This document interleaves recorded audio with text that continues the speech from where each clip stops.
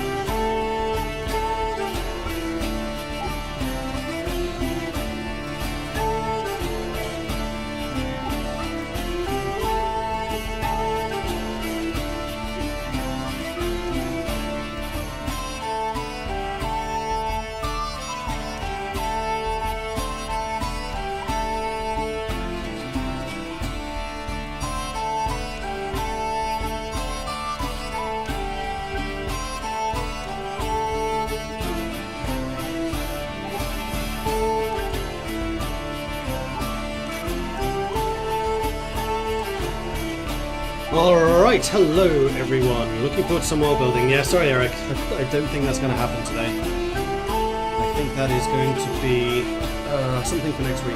We'll delegate like the entire weekend to it. Plus I've kind of gotten into CK now. I'm very sorry. But anyway, hello. I will be switching over in just a second. I'm just waiting for the kettle to finish boiling, which I think it just about is. And in fact, you know what? It continues, the game can be loading in the background, and I'm going to go and grab the tea and I'll be right back. And then we're going to start. Back in a second.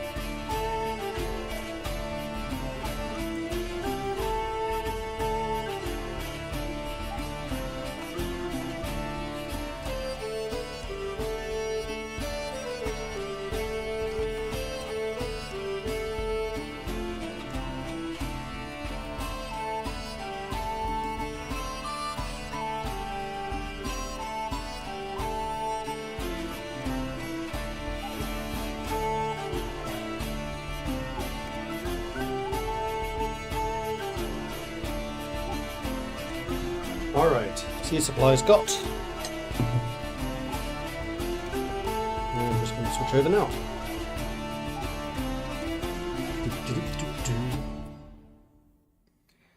Hopefully the game is already showing. There it is. Boop. And studio mode. Right. So, hello, my name is Mordred Viking, and I'd like to welcome you to this stream of Crusader Kings III.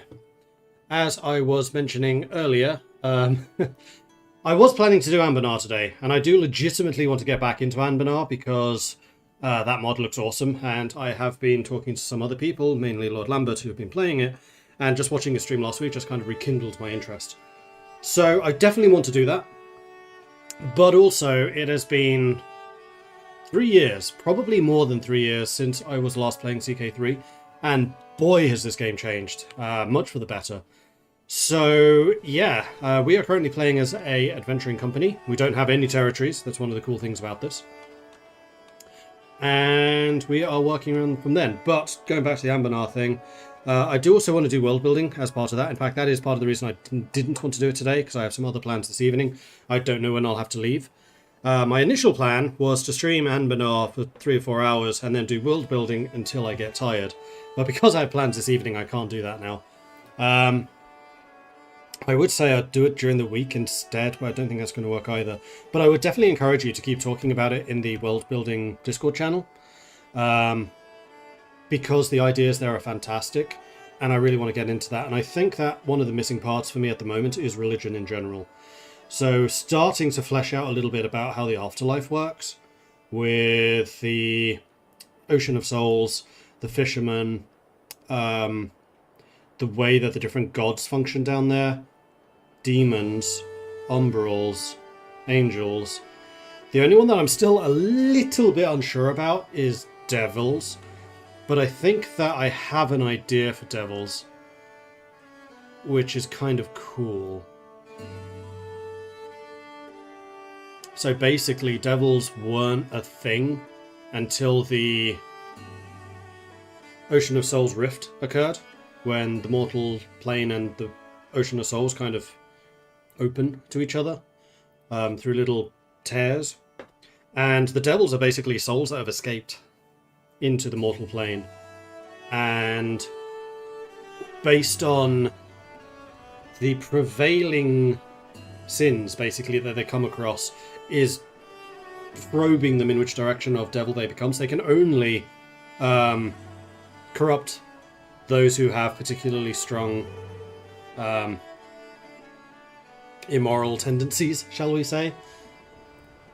Because there is one thing which I did like, which was the vice and virtue system in Ultima, the Ultima series. And I think that we can use a system like that for how the devils function, particularly because the devils are always linked to the 7 deadly sins, basically. So lust, wrath, pride, see if I can remember them all, gluttony, sloth. There's 2 more. Got pride already. Shoot, what are the others?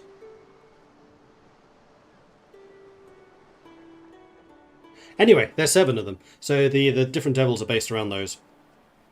Envy, yep, that's 6. And 1 more. Greed. Yes, 7. So that's, yeah, that's kind of how I'm thinking about that. Which leaves just one question, which is more of a D&D question, and we could probably answer it by just saying they don't exist. Tieflings. What are tieflings? Because I don't want tieflings to be like, oh, they're just the spawn of devils, because they're basically going to be permanently tainted, especially because devils are a corruption flowing through the tear. It just feels weird. So I need to work out precisely what tieflings are. I don't have an answer on that one yet. It could be where a corrupt soul has tried to corrupt somebody, but they resisted it. In which case, tieflings are not born, they're made. And actually, that would suggest that tieflings are among the most upstanding members of society, which is a twist I kind of like. Like, they have this taint of the infernal around them. And yet,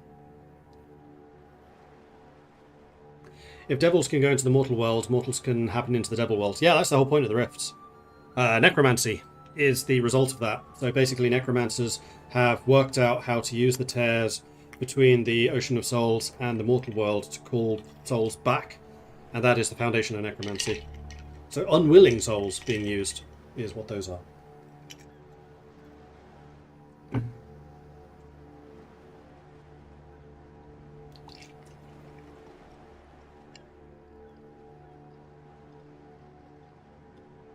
Anyway, yeah, I wanted to explore those things. And also the gods. Like, I still really need to think of how the gods in the setting work. Not necessarily how they work, but who the different deities are and what they are responsible for.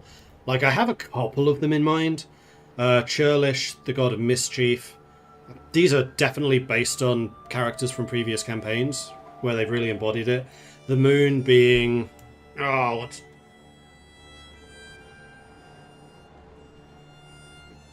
Gerard's character. He always plays moon-related characters. I want to name one of the 3 moons after that. Churlish, the god of mischief. The guy who split the rift, or created the rift in the first place, is Ninio, who those of you who followed the Icewind Dale campaign may remember. He was one of my clerics. And he becomes a lich. Moon is cheese, this is known. What was the character's name, Macho? They're gonna bug me now. They're really gonna bug me.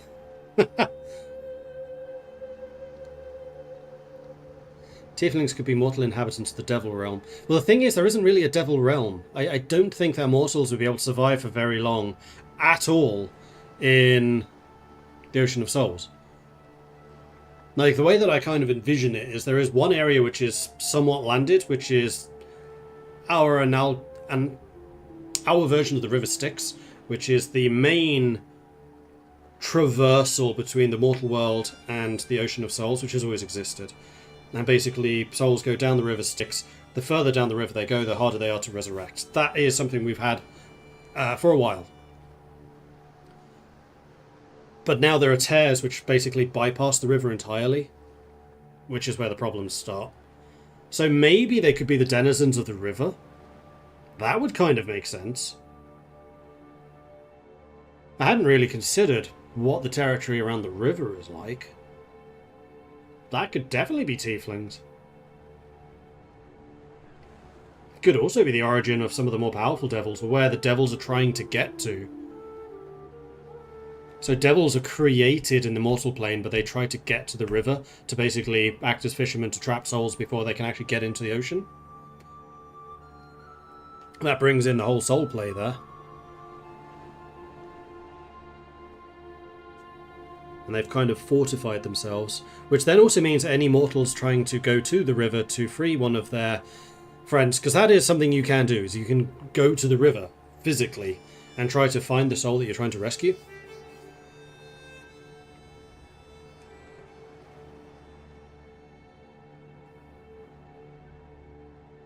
I think one idea ages ago was the tieflings were descending to the Jinn who were outside the plane when everything went wrong. Yeah. But then how did they come back?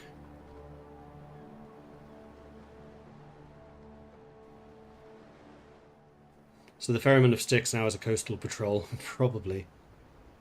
I mean, that in itself could be an interesting war zone. So instead of the devils fighting against the demons, which always seems a little forced, it could be the devils fighting against the tieflings.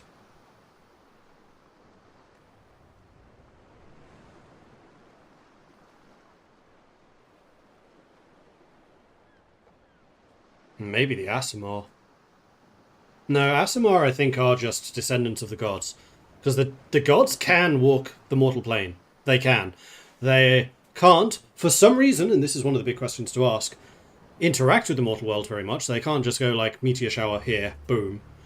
But they can subtly change things. They can have avatars, they can have champions, and they can have offspring, should they decide to. And those are the Aasimar.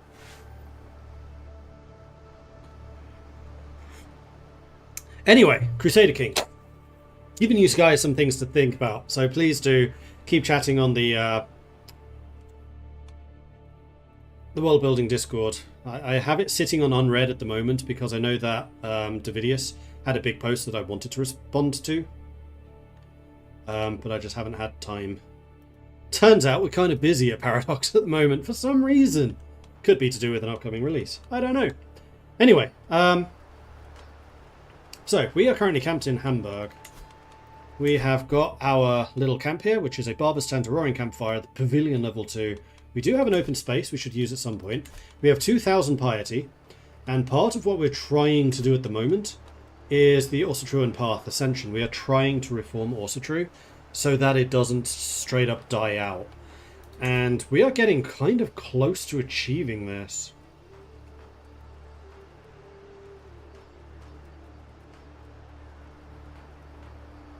We've completed a pilgrimage to one holy site, now we need to do another one. We are actually really close to becoming a paragon of virtue. We need 2,500 piety for that. And then we need to go to an Asatru holy site.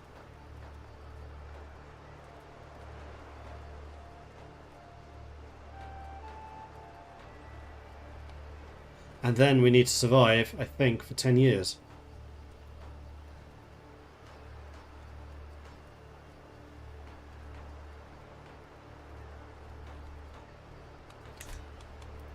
So, yeah. Captain Scully Mordredson, son of Mordred, and current captain of Mordred's Marauders, 28 years old.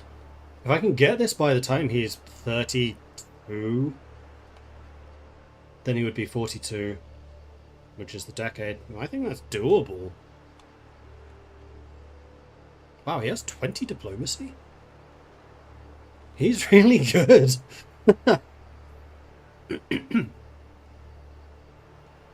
Turns out that taking over a mercenary company at 5 years old can shape you. Careful of the 2%, yeah, I know. I know. So we can gather provisions again, however it is January, so I probably don't want to do that. We have too few champions, so only just. We can make a request of you.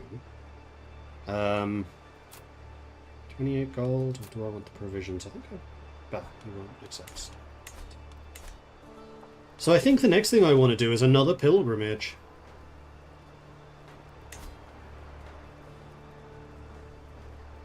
The question is whether I have enough money for this right now. I don't think so. I think what I want to do is another mission or two. Or better yet, a mercenary contract. Oh, the other cool thing. Wales is taking over England. Like, Wales is freaking huge. I thought that was kind of interesting. Ooh, France is fragmenting a bit. We don't have merchant republics in the game yet, do we? No. Otherwise Genoa would be one. I mean, hired muscle is usually a pretty straightforward mission to undertake.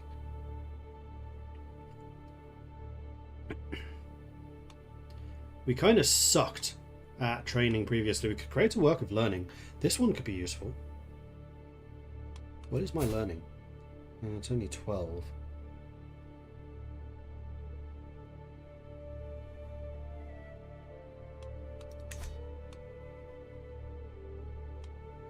But maybe it would result in more.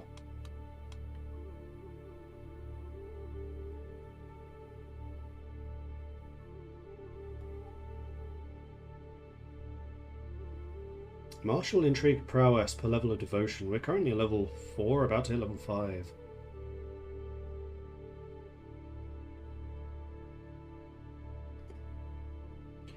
Enables the proselytize the locals travel option. We definitely want to get that. In fact, we may want to get that one next.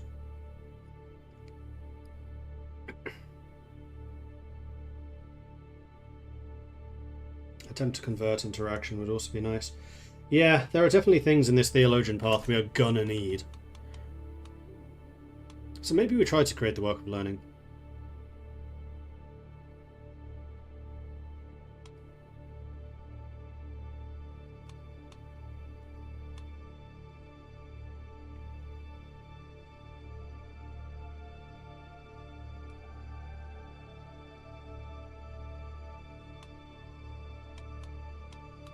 Let's try this. I don't think it's a particularly dangerous one.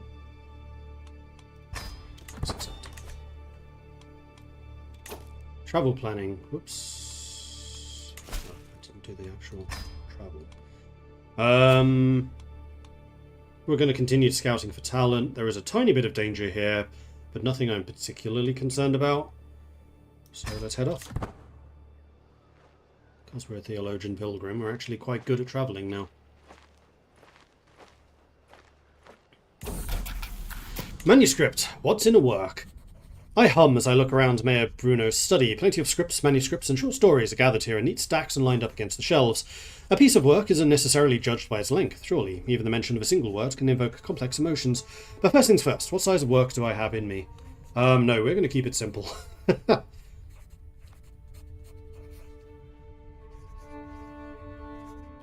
More rewards, more difficulty. We're going to invoke the KISS principle. Keep it simple, stupid. I'm looking shiny. Yes, I am.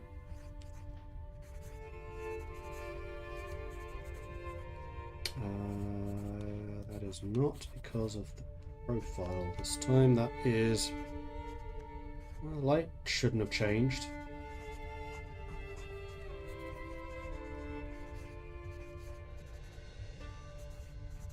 It's when I get close, isn't it? Let's try that. Hopefully that fixes it. I peer down at the blank page in front of me. Words. Why is it always so difficult to start? The pen gently stroking my chin, I carefully ponder what the manuscript should be about.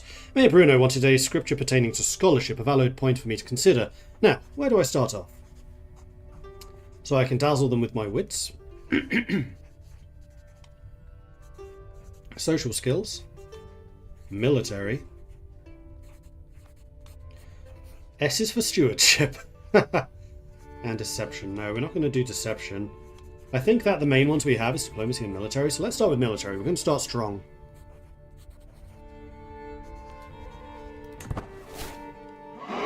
Did not receive any. That's unfortunate. After a while, as I get into it, I find myself scribbling away, by filling page after page with thoughts and observations relating to military matters.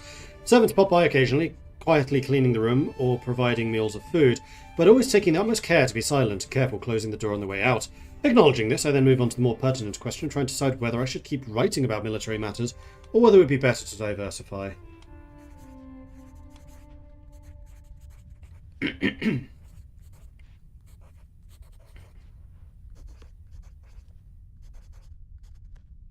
Let's try a passage on social skills. Yeah, terrific chapter. Reading through my scribbles, I let out a pleased grunt. Relevant and concise. They should be able to satisfy Mayor Bruno, certainly. Plates have been kept stacking up as I enjoy the last few shreds of hospitality, and now that my work here is coming to an end. Are the servants dingy with the food now, or am I imagining things? I reflect over this, all the while considering the next chapter should be about...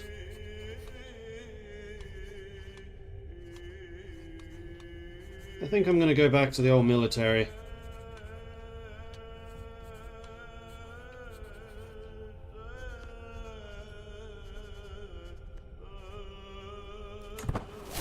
Terrific. Excellent.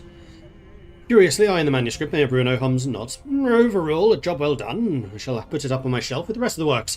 He hands over a respectably sized satchel. I trust this should compensate you for your time. Do let me know if you'd like to try again sometime. He finishes as he turns to leave.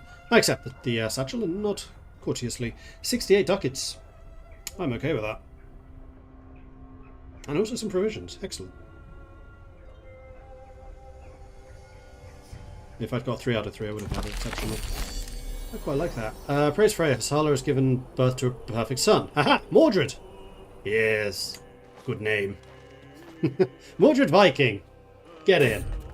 The mercenaries of Lumberg sit in a quiet tavern in Lumberg when a loud band of ragged soldiers come barging into the common room. Their leader, a confident brute, pushes aside one of my guards, then has the audacity to sit down at my table. Nobleman, eh, my lord? Interested in the service of the best band of mercenaries in Lumberg? More loyal men you'll never find. At least if you pay us properly. The best. You have my attention. Appoint Vezel as a bodyguard. His aptitude is excellent.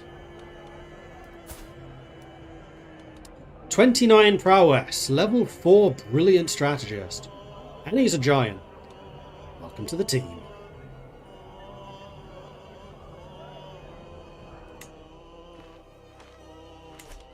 I think he might actually be my best champion. Yes, he is. And with that, we're at 13 out of 13. We're at full strength.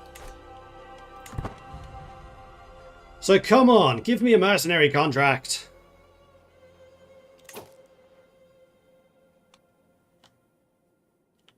None? Man, this world needs more wars. Well, I guess we'll go and do hired muscle. Although we have 200 ducats now, so we could probably... How much do you like me now? Looks 5 still. Because I have 2 bodyguards who probably don't particularly... Oh no. Yeah, that's one of them. Wenzel is the other.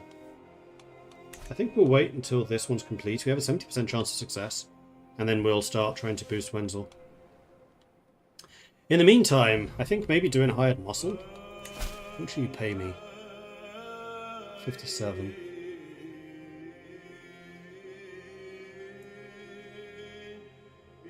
What's this guy again?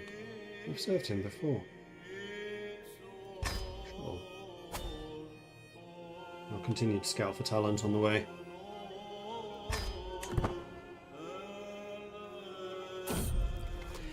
The wrecked boat. As we travel by the Elbe, we notice a man loudly cursing his life and complaining about his traitorous crew. As we get closer, we see him standing on the remains of a small wrecked trading vessel. My lord, can I ask you for a moment of your time? I will happily pay for some food and assistance repairing my boat. He asks with a pained smile on his face. I notice most of his goods seem to be well kept despite the misfortune. So, sure, we can help. We're delayed by 5 days. Or for a price. Or no. For a price, sure. We're mercenaries after all. We don't do things for free, especially when you have no stress.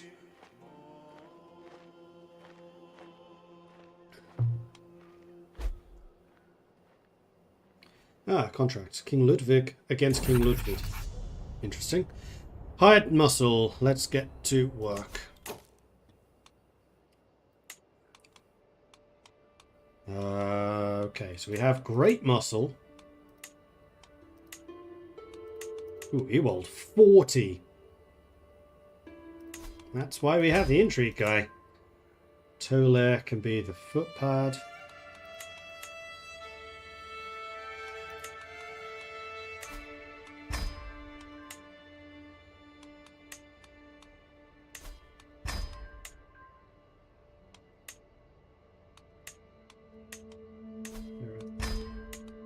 And Igilmar. Alright, so every 10 days we have a phase and we get 100%. Works for me. We are very good at this. Am I going to upgrade the camp? No, at the moment I'm trying to save money to do another pilgrimage, because I need to do 2.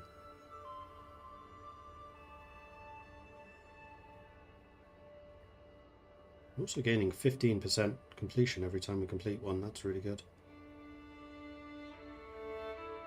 As I was saying, we are very, very good at what we do. And that's fight stuff.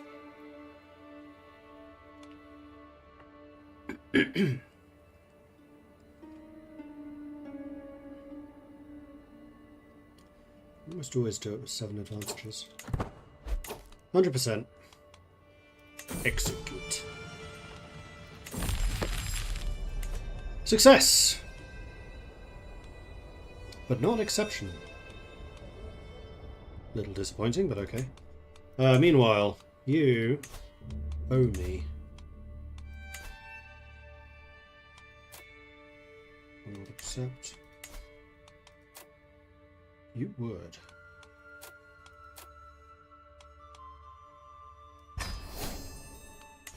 Alright, 300 ducats is almost certainly enough. Now, there was the war going on, which was between 2 kings. War against the tyranny of King Ludwig III. Christine has 700 against 2,300. If I throw in my 600, it'll be 1,300. Still outnumbers us by 1,000, which isn't great. But it is a war against a king, and they do tend to have a lot of money.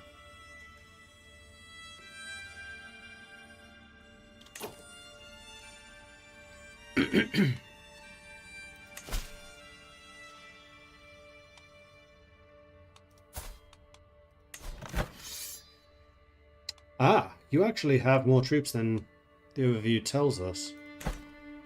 Oh, Asatru contract. Raise the armies! We're going to war. Right, where are their troops? So I'd quite like to end this war as quickly as possible. So I think we just go for the capital and siege it. Cheers. Ooh. Why do I take so much casualty? Oh, because this whole thing is what we're at war with. So actually what I should do is just siege the place that my camp is currently outside. Because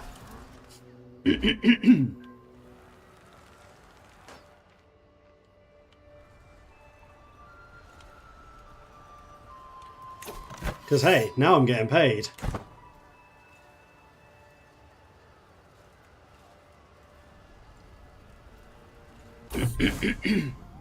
Forging the Jomsvikings. Chieftain Kjartan, an enterprising Nordic adventurer, has launched a vicious invasion against Chieftain Lushan, sweeping the sides of Wolin out from under him in a surprise attack. What makes this unusual is the invasion seems to have had a religious motivation. Kjartan has partnered with the Asatru zealots named Gunnar to set up a warrior brotherhood they call the Jomsvikings. The group claims they will enforce the old ways, striking against Abrahamics, reformists, and rival pagans alike, reaving a bloody swathe up and down the waters of the Baltic. Who shall know Odin's wrath?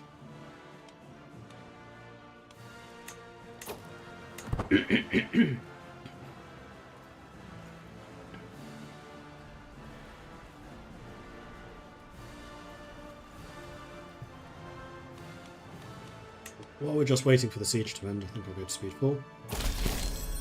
We've been defeated. But I still got paid 72 ducats and 50 prestige, and I didn't lose basically any troops. I'm okay with this.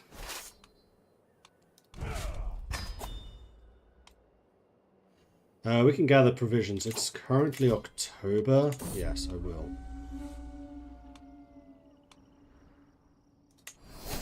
$600 provisions. Nice.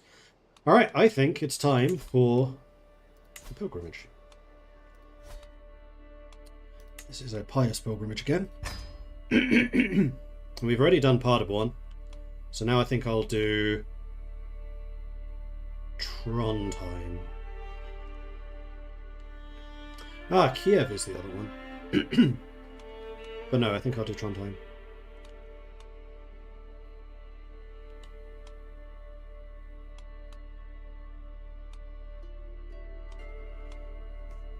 Kiev is high cost, but respectable distance. You know, let's go all the way to Kiev. It's not actually that dangerous. So I think I can safely just scout for talent this whole way.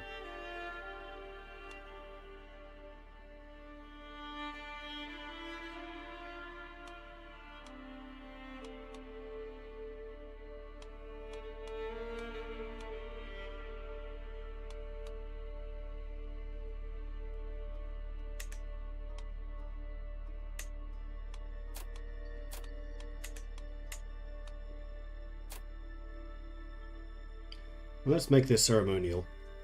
Begin.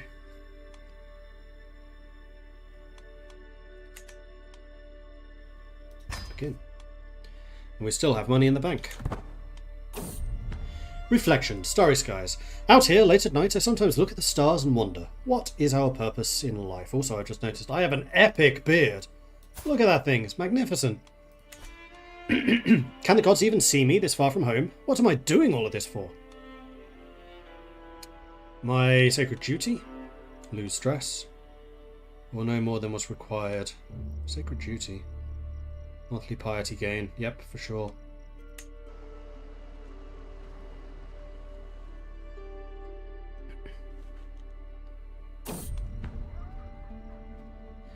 Reflections. A beastly omen. As we make our way down this holy road we travel, we are suddenly made to stop as a beast steps out in the middle of our path. A mighty boar stands between me and the Holy Land. There is something in the knowing look on the beast's face, as if the mind of a wise old man resides behind those feral eyes. He blinks, and then carries on his way. The boar is a messenger from Odin. Follow him! You lost the boar. Damn. Tempting fruit.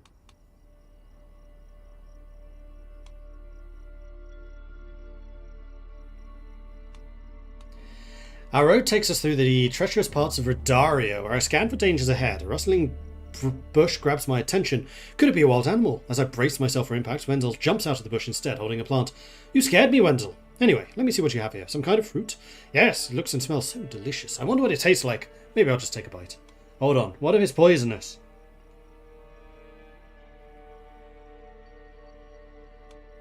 Let Wenzel eat it. Or only if I can try it first. I am gluttonous. But then again, this is what killed my father. Gluttony. Causes a painful stomachache. What is it with eating unknown stuff? It's like it's dangerous. Character ate an unknown plant during travel which took a heavy toll on their stomach. A faithful visitor. Sure. Stay a while and listen. 95% chance of him sticking around. 26 learning. Level 4 philosopher. Hey, join us.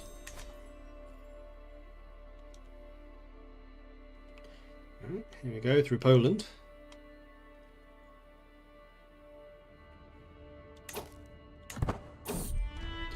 The Empire of yesteryear. Wandering this path, I have encountered many reminders of those who came before me. Here in Klodawa, I see reminders of those who inhabited this land long before us. Old temples, broken weapons, random fractures of objects beyond recognition. Time claims us all. And the deities we worship and the way in which we worship them is always in flux. Perhaps one day some other man will wander this path and contemplate the fallen Mordred's Marauders and the Asatru faith practiced by his captain. Contemplate old empires. Ancient faiths. We'll just press on. No, we're going for the piety. Godly contemplation, +1 learning, +20% monthly piety. Hello. The game's the open-minded perk. Ooh, I could try to learn a language faster. That seems like a good thing to be doing on the journey. Who speaks a different language? We have several people that would do this even better than you're doing at the moment.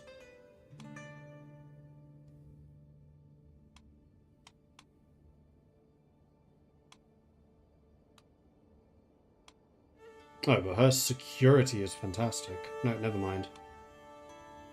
I hadn't noticed these. Okay, that's kind of cool. Is that true for anything else? No. No. No.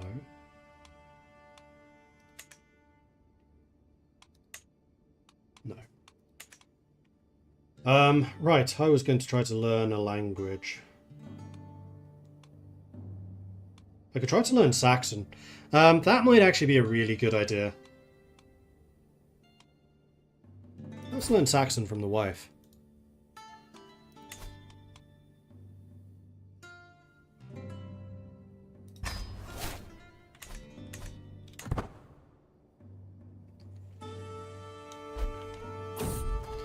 Nights by the campfire, long after the night has settled, I find myself laughing, telling stories and drinking with Idun, Hasala and Freya.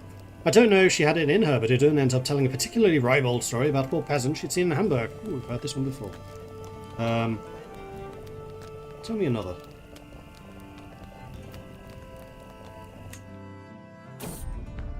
Reflections. A calm clearing.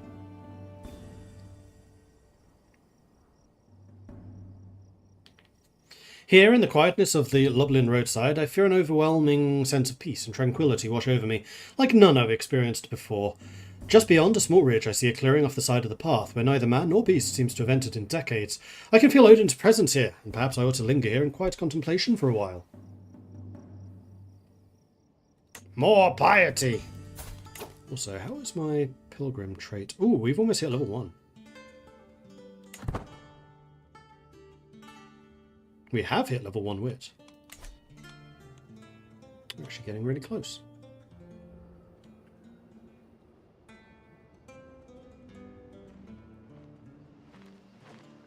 Under occupation as it is. The arrival. I am finally here, body and soul, at the great temple of Kiev. As the Hofgodai offers me blessings, I reflect on everything that has had to happen for the gods to bring me here at this moment in time. So we've already hit level 1 piousness, which is great.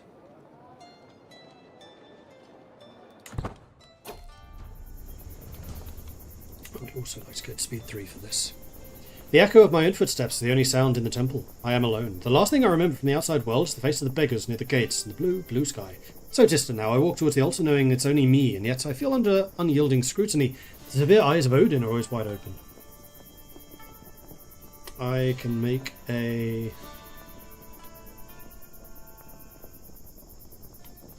offering. I'll make an offering.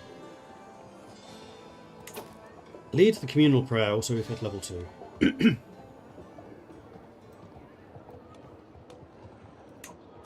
I can change this.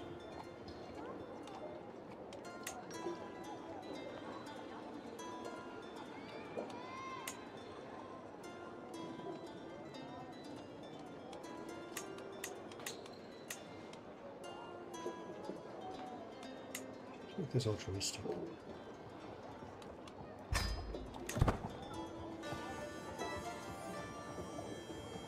I'm still rich. Oh, an adventurer landed in the Byzantine Empire. Jolly good. Who actually came with us? Freya, Jorun, Ragnhilda, Rikolfa, Adolgar, Bjornolf, Idun, Egelmar, Venzel, and Hasala. 13 diplomacy.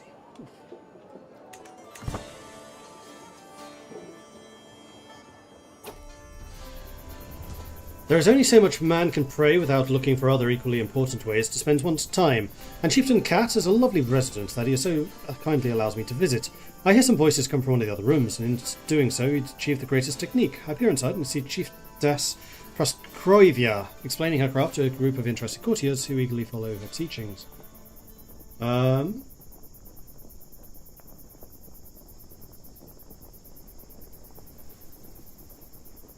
So Chieftain Cat would not like this. That's because it's his wife.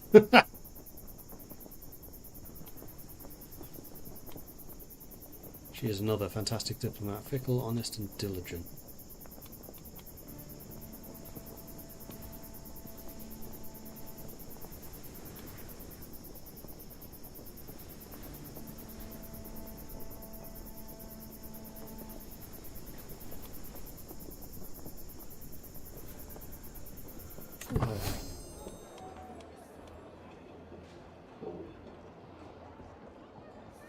Good to have another diplomat.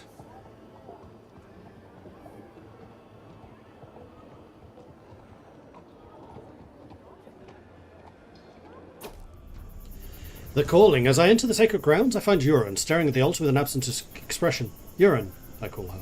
My lord, she says unfazed, I have something to ask from you, if you can forgive me. This place has moved my soul and agitated my spirit in a way I find inconceivable.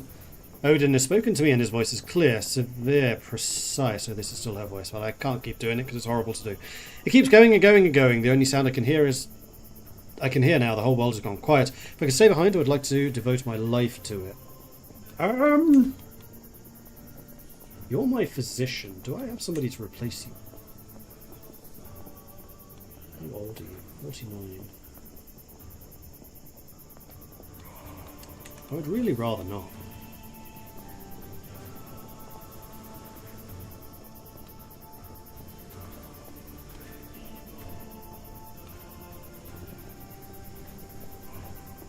Join the temple back home.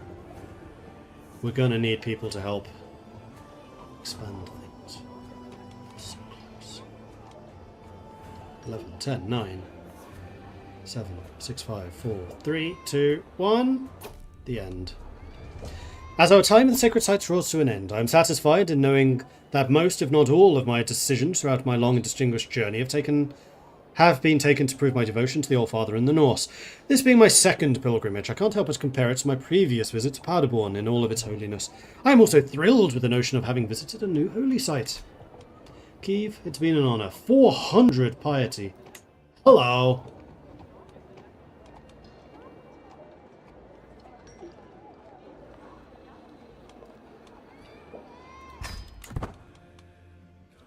And I have also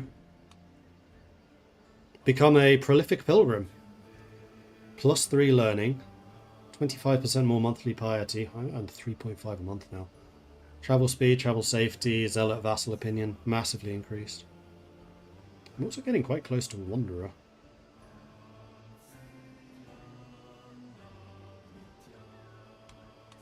Cool. Well, that was definitely worth doing. Now I just need to not die on the way home.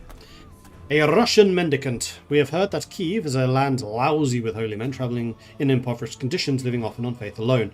One such mendicant has approached our caravan, preaching his own mystical esoteric philosophy to anyone who will listen. I am a master debater.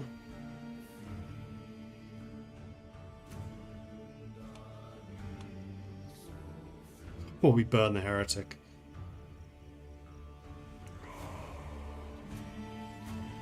I'll give you a debate, sure. Last. It's all about the experience. Speed 4 as we're just travelling. Plenty in common. Ragnhilda and Toki are becoming friendly.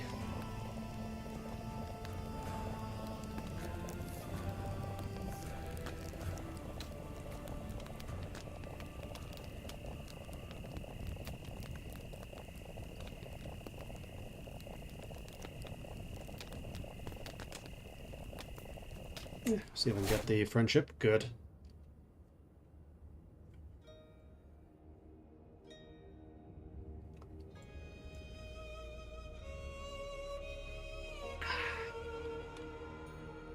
Then when I get home, we'll need to move the camp to one of the Asatru holy sites. Probably in Scandinavia, because it has to be one that the Asatru actually own. And then we can, I think, reform the faith. I'm still not a paragon of virtue. Ah, that's a problem. I need 2,000. No, I need another 500. Another 500. Good grief. I'm told that nature is venerated here in Poznan as an extension of the will of the gods. We watch as the locals adorn an old tree and find materials and jewellery as if they were courting it. Many in my entourage are satisfied to watch from a distance, but I feel compelled to do something more. 16% chance of becoming a wise man. Burn the tree.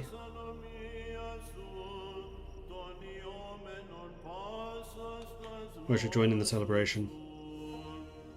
Cultural acceptance between the Norse and the Poles increases. Let's join in.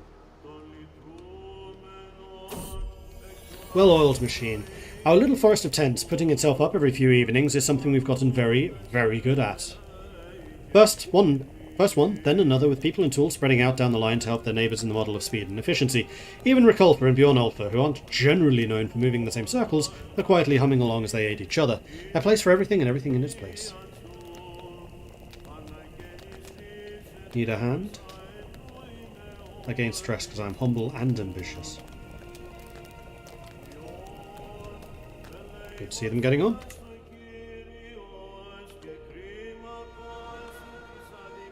Nikolaus against 0 soldiers. That's a war I could probably win. A man of unusual skills. After we've travelled together for a while, I've noticed there is something about Frakir. Every morning he is up training, swinging his blade around. Oh my gosh, I can become a blade master.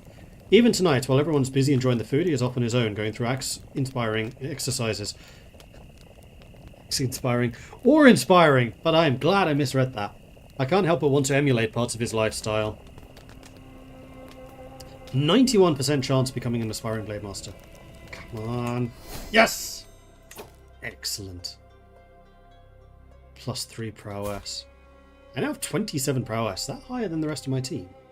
And that's with the -4 because of the plant sickness. How long does that last? 24th of November. 9:05. Good grief. Not quite. 2 people are better than me. Although, once I get over the plant sickness, then yes, I will be the best swordsman in our group. Pilgrimage. The return. My journey has been a long one, but I have finally come home again. While much remains the same, something has changed in how the Godar and the Hofgodar treat me.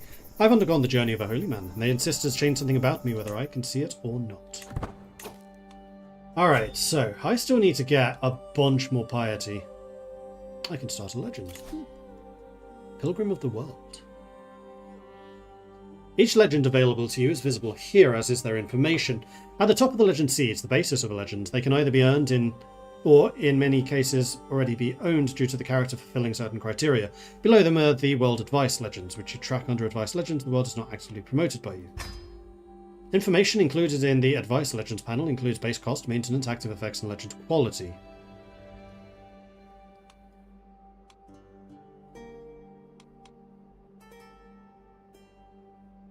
So I'd need to spend 200 gold to do this, and then I would need to continue spending 4 gold a month, which, considering my income, is a lot.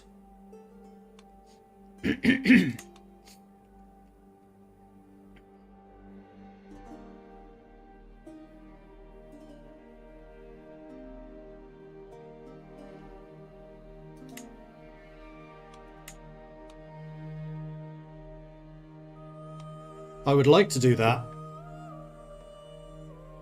but I need more money.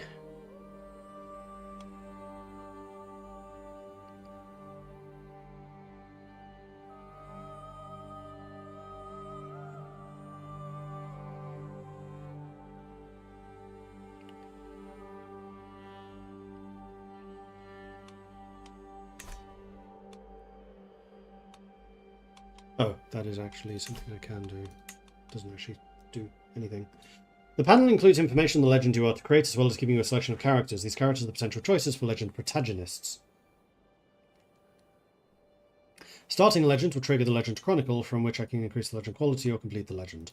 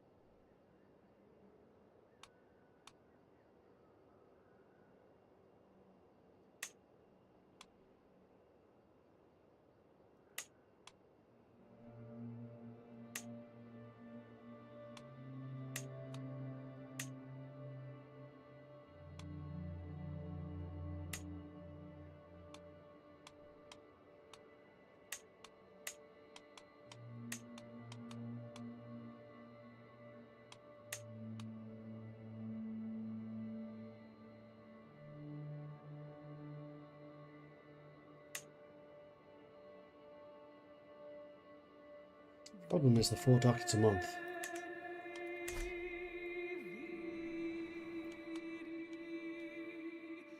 I would need to be very active undertaking contracts. I don't think it's impossible. But you know what?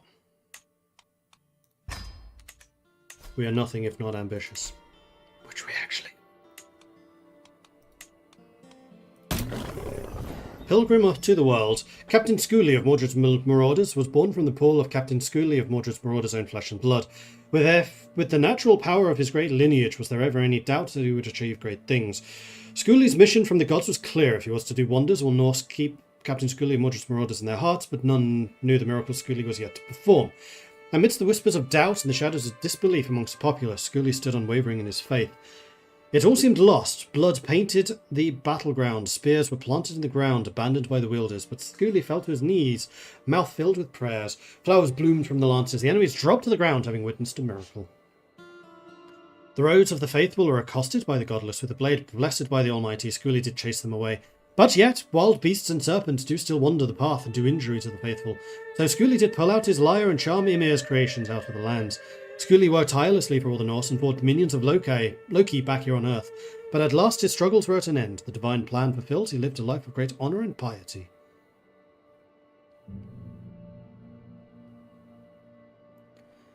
And with that, we are going to do something important. If I can work out how.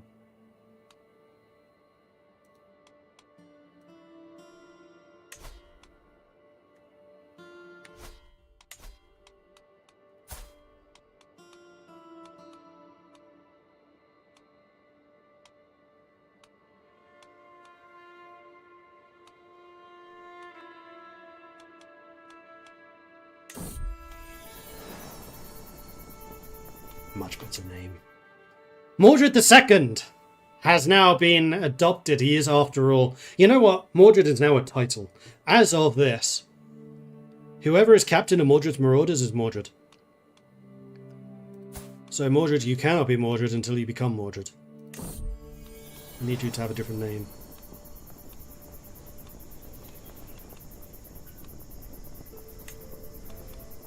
Hasten.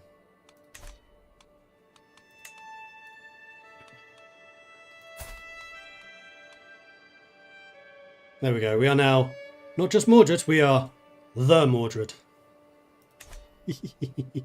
Love it. Alright. There are no contracts going on around here. Join the peasant riding against Bogislav. Where is this? Oh, that's from 2 months ago. They're probably dead already.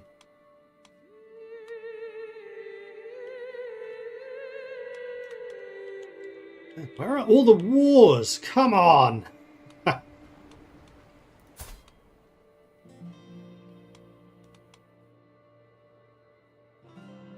would have 31 prowess if I didn't have the plant sickness. Cool. I need a way of making money. I think what I probably need to do is go to the city holding. Craftsman.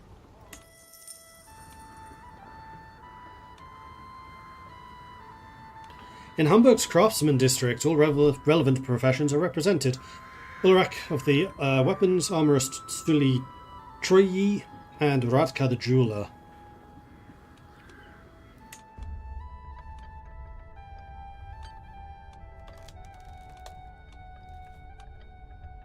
I would definitely like one of these.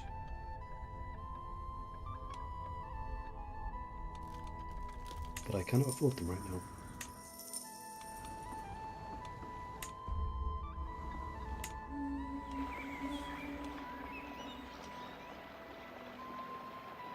Here. Involve culling criminals while bringing justice and adhering to local law. Give me the laws. Protect the innocent and passage of arms. Protect the innocent. Doesn't pay very well. That one does. I'm a blade master. Oops. Oh yeah, I know I'm losing money. It's because I'm doing legendary things and paying people to shout how awesome I am. Mayor Bruno glances down as he makes his way through the camp. Wonderful morning we have here. Perfect chance to show these ruffians the value of a true champion. You see there's a bridge that goes right over the Gifhorn. All manner of miscreants, fools and idiots hang about there. Somebody should take care of that. Alright. To the bridge. I think I want to try to do this one quickly. We already have a 27% chance of success because of my prowess being so high.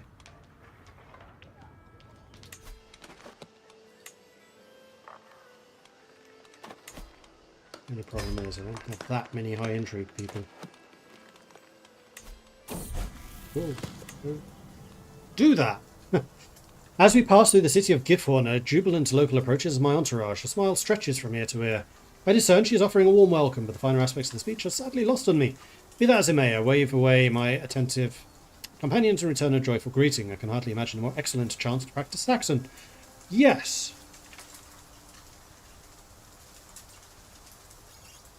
74% chance of success.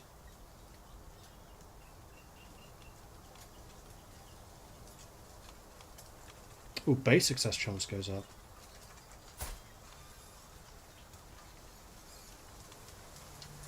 Malnourished, we can fix that. Sadistic, just and forgiving. She's kind of useless in every other way, but having her there as a teacher sounds useful.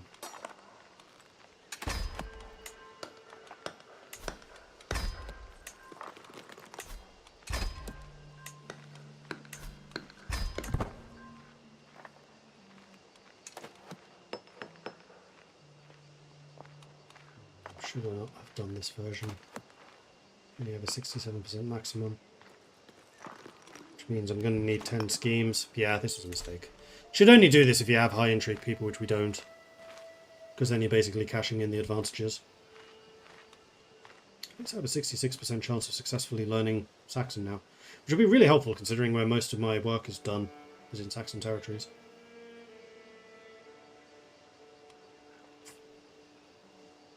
I don't like how quickly that's going down. This is only going to give me a +5. I might still fail this.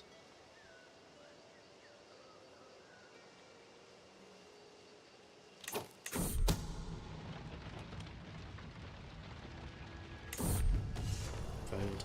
Didn't get paid. Ah! I fall on my knees, blood coming down my elbow. Leave him there, I hear one of the bandits mutter before they take their leave. No use fighting a champion. Someone will come to pick him up. Shit. Can I pause the promotion, please?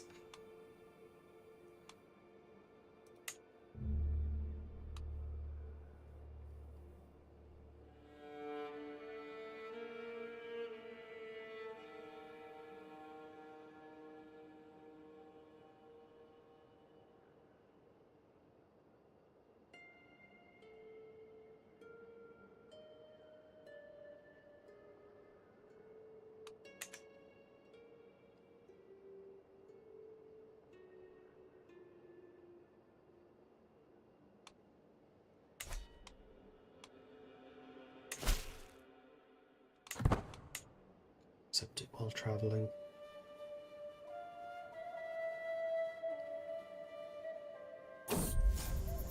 You might be Captain Mordred, but you're an abhorrent fool! Hidden, chill.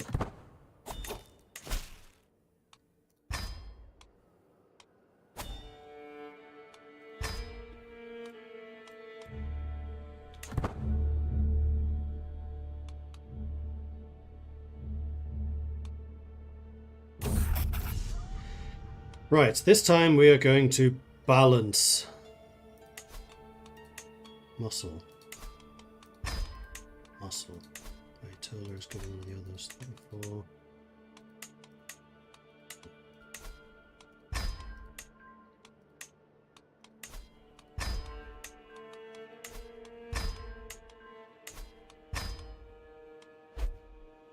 I wish it would pause on this screen.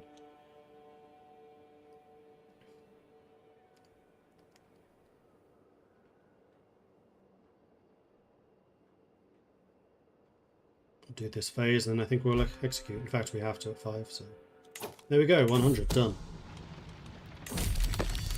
Success, 39 ducats. Except here it says 49. And that should also have given me a patron to beg for money. He won't do it. He will. Except I don't have the prestige. Ah! Ooh, War. Ooh, winnable.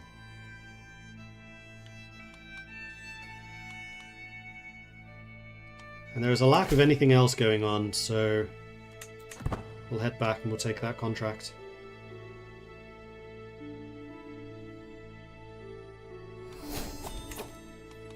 Learning perk. Oh, I gained open-minded for free. Strength and diversity. Followers now gain +1 for every unique faith my followers have.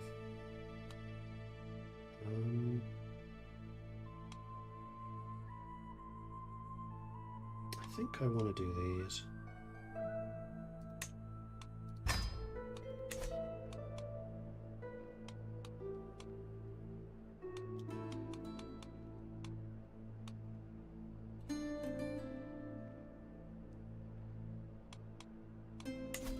What is the morale?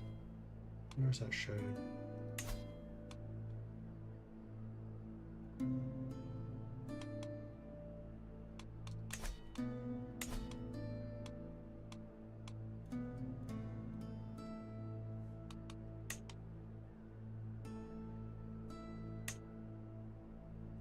No more, just how's business today? It's going well. We're well on the path to Paragon of Virtue. Still have another 2 years on my schedule. I wanted to hit Paragon by about 32.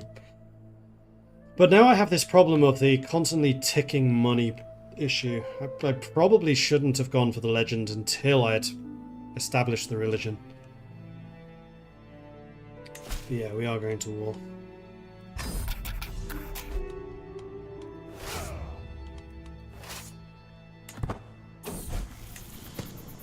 We got Saxon!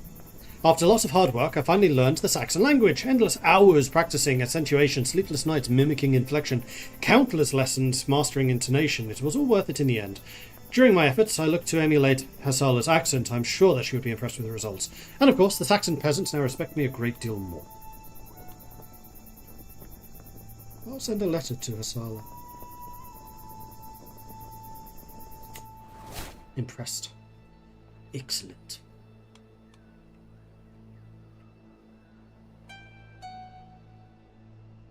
That is a lot of positive modifiers. My army did not get dispatched.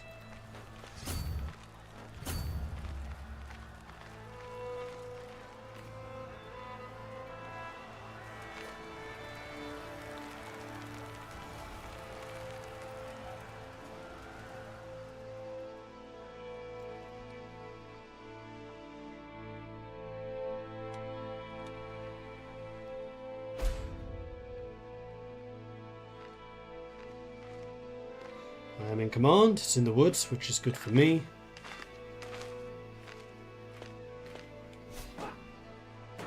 We should be able to absolutely squash these guys. Strangled a man with his own intestines. Oof. That's harsh.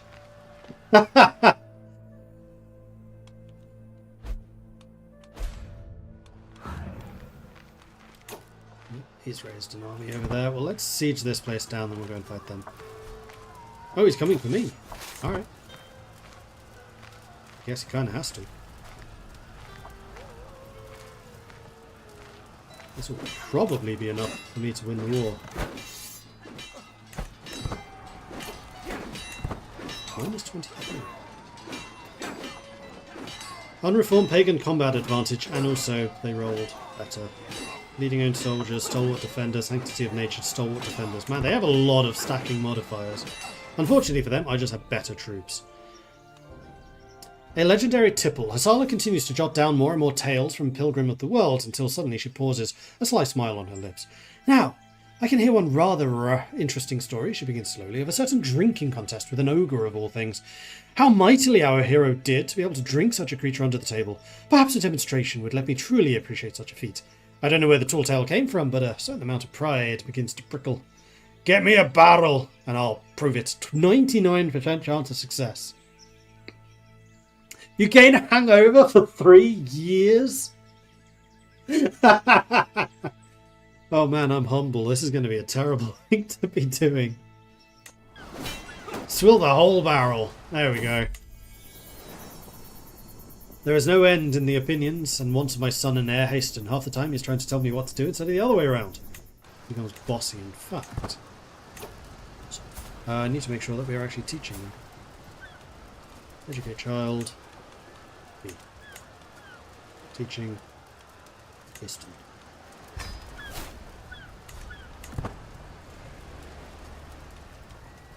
Oh, I didn't actually move the bar at all. Still gonna have to siege this place down. It's fine. The common people, a wonderful tale of Pilgrim the World, continues to spread. More and more folk from all strata of society have begun to weave their own perspective into its rich tapestry. So says Hastala, at least. Lord and lady alike, there are certain such tales that set their undeniable right to rule, she muses, but if you wander into a local tavern, it'll be rife with those who say it's dedicated to the common small folk of the land and their honest industrious ways.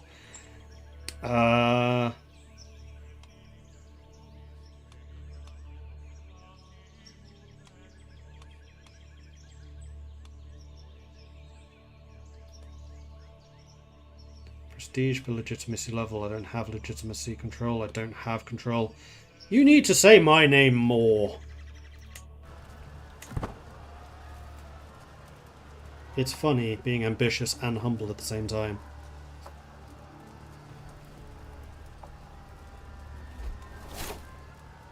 We got the chiefess. That should be the end of this war. Come on.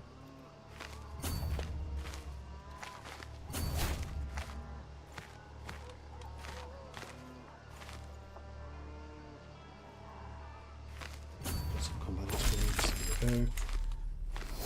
100 ducats. That is a very nice war chest. Excellent.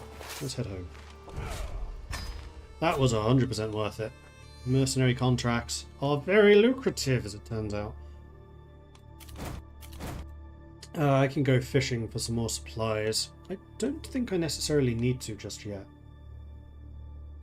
Still need another 300 points.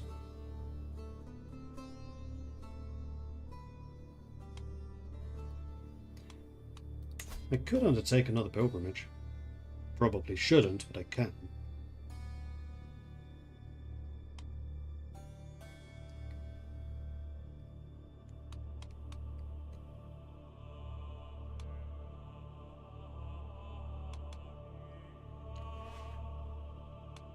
The other thing I do want to do is replenish my troops.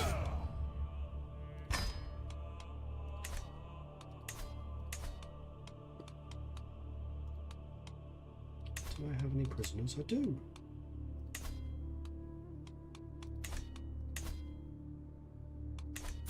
Are you guys any good? No. In fact, you are deceitable, which I don't particularly want in my territory.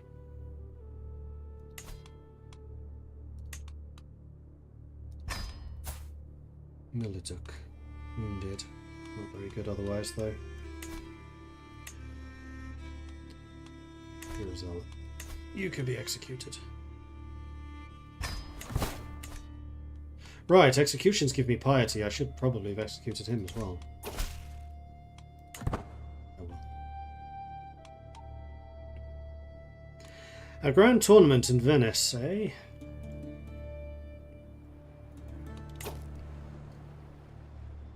Fight corruption. Now that I have an army worth capable of doing this, I will take that contract.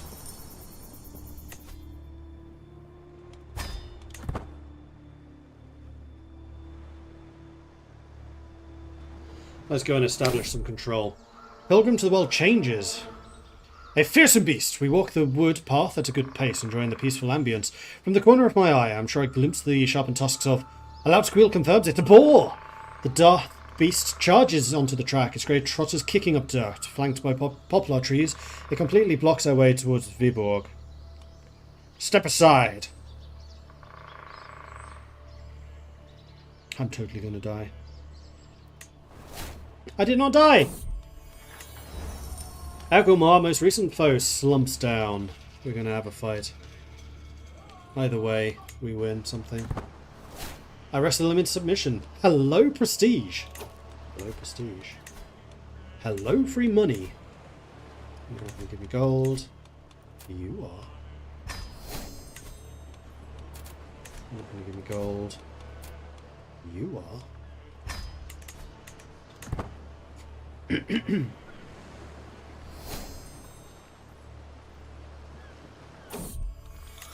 Fight corruption.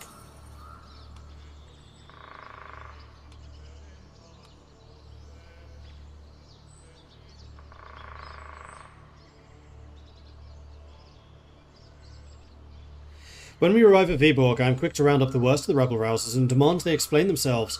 A peasant of some reputation speaks up with the rest. It is our place to be ruled over, but Bakseg does so unjustly. It don't care. Silence or die, peasant! When the clamorous ordeal of bending each peasant leader to my will is complete, we take once more to the road. Chieftain of Cielon speaks of our next destination. We'll go to Scorner. For better or worse, the local mobs are of great concern. I can't keep them under control. They beat me and humiliate anyone I send, daring me to come in full force. Their conduct is a black mark, one that stains the realm. Let's make haste.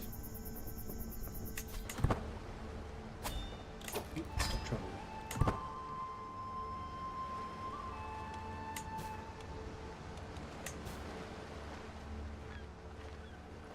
Oh yes, and then also the legend. So Pilgrim to the World is the name of that legend. I was kind of hoping they'd change the name.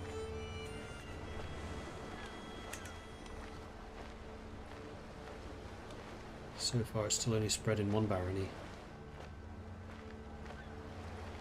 Don't have any promoters.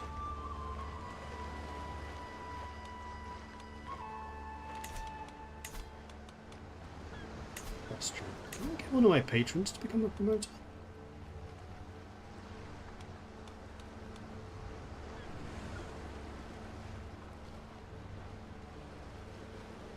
Ah, needs to be a friend or a lover?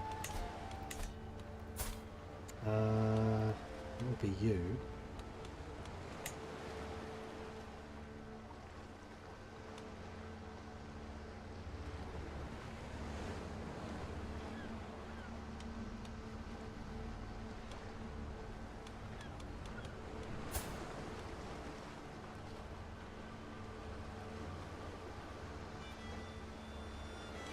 Doesn't look like I can from you.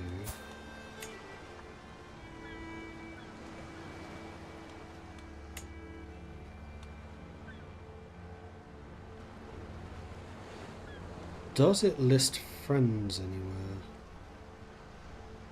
I thought I had a few.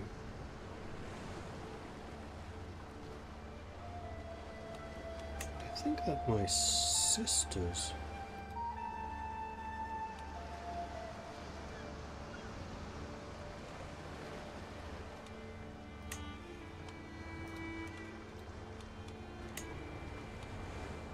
No. Mordred is bossy and a pilgrim. Sorry, Haston is bossy and a pilgrim. I am the Mordred! I, Mordred, here. The seasons have changed. As we set off to prepare in the morning, I see Harsala stand outside the camp, all alone. As I walk over to her, I notice a change in the wind. Winter is coming.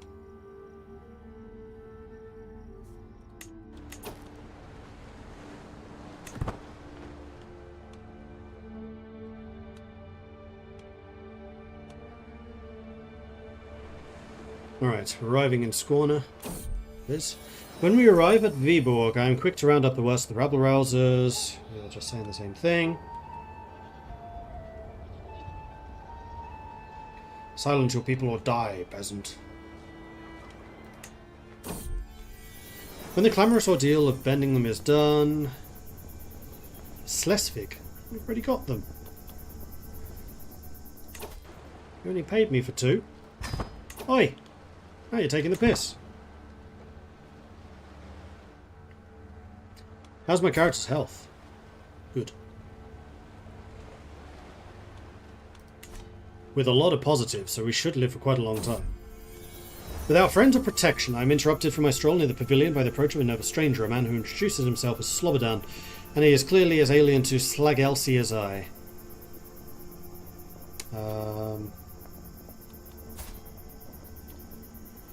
A rational paragon, impatient, calm and just. He's an archer. He's a skilled tactician. He's alright with the sword. He's very good at tactical. Sure. Nice. Join us! Now you're a friend. Can you please spread my amazingness? You. Adopt a successor. Nope, spread legend is not there. So it can only be rulers who are your lover or a friend. I don't have any rulers with whom I am friends. Speaking of friends, I'm not currently doing any missions. Actually, everyone really likes me.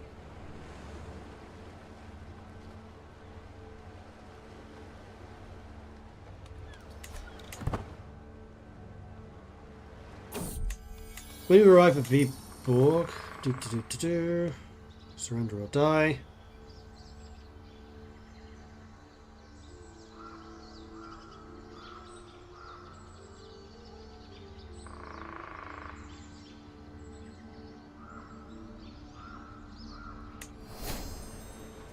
Excelled at the contract. I did lose some troops in the process, though. Some of the Huskarls. But I gained a bunch of money, so I'm feeling pretty good about the state of my finances right now. A land of milk and fish. As I get up in the morning, I cannot help but letting out a loud yawn, stretching and make my way to the tent to see that people are already moving about. Nice day for fishing, innit? I am going to join you.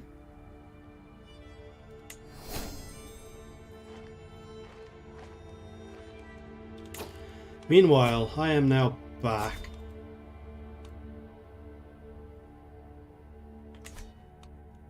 Is that Grand Tournament? Where is it?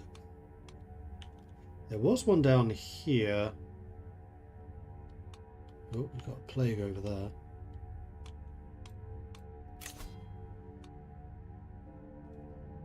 They're already basically done.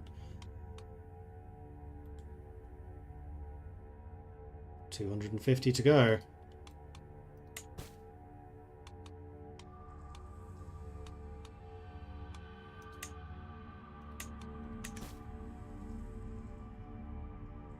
I think it might be time to move to Sigtuna, so that we're in a place to actually do the piety thing. Yep, let's do that. Let's move to Sigtuna. It's time.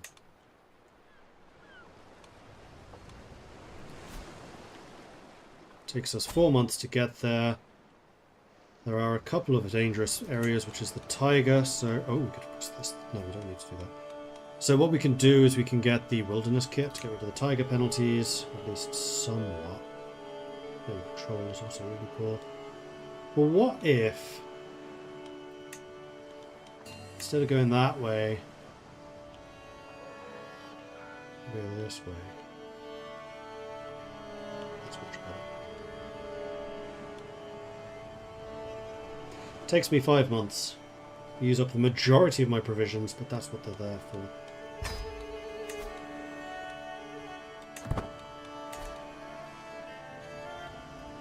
Alright, let's head back home. Well, to Scandinavia at least. Home technically would be Gotland, although I don't know what would count as home now. For whom the bell tolls, I retreat to my chambers one evening, exhausted and weary from yet another day of tedium and monotony. As I lay on the edge of sleep, I am suddenly stirred awake by the shrill screeching of metal on stone. I shoot awake and see a shadowy figure at the edge of my bed, a toothy grin, the only illuminated part of her I can see health clearly. I cannot move, I can only stare as she steps towards me, dagger in hand. Then, suddenly I awake once more. She has marked me with this visit. I fear that I will be collected by hell very soon. The fate I must change. Quest for immortality. See, it's the ambitiousness fighting against itself here.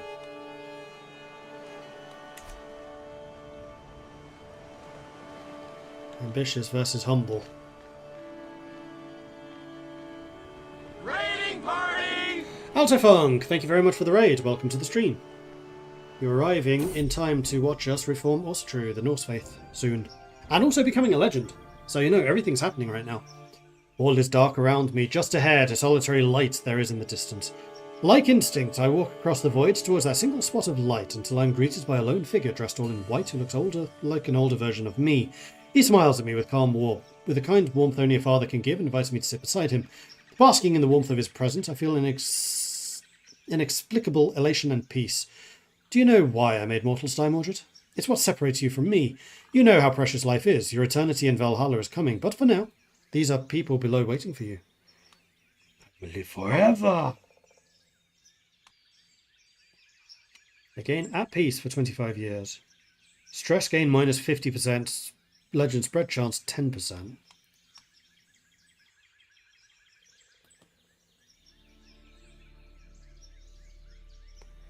The legend will spread slower. No, I finally get it.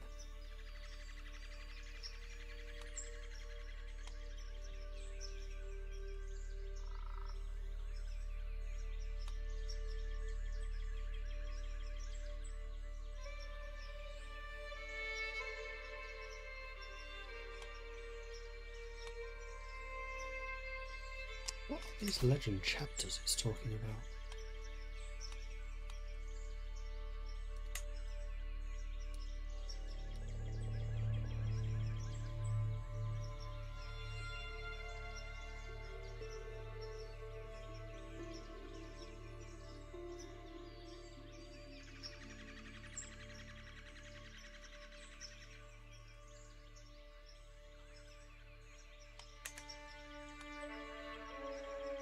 I don't know. Hey, Vasus.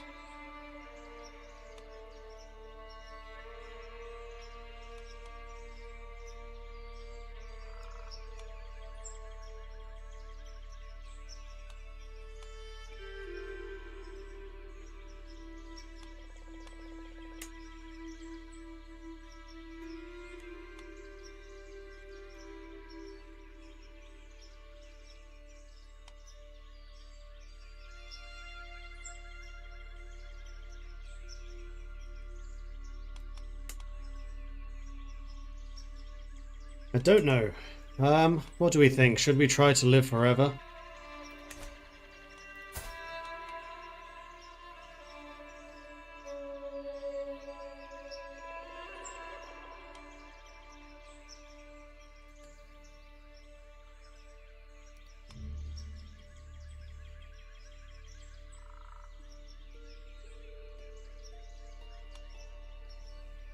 No.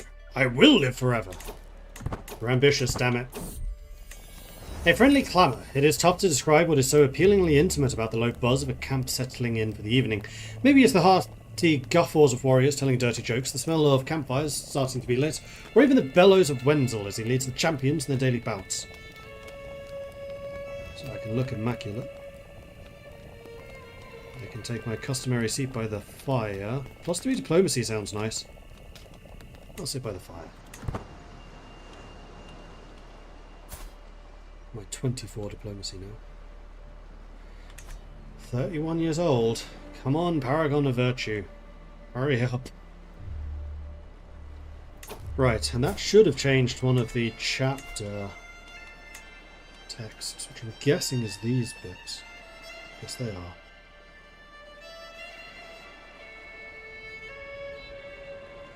So that was the last chapter we read previously. This is now the new one.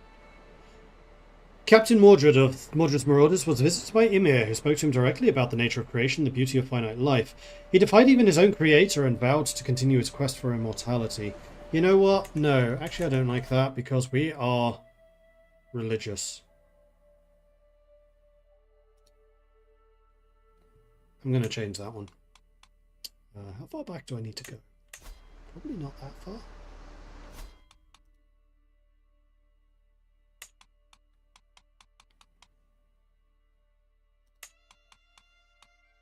First of July 903. That's 6 months.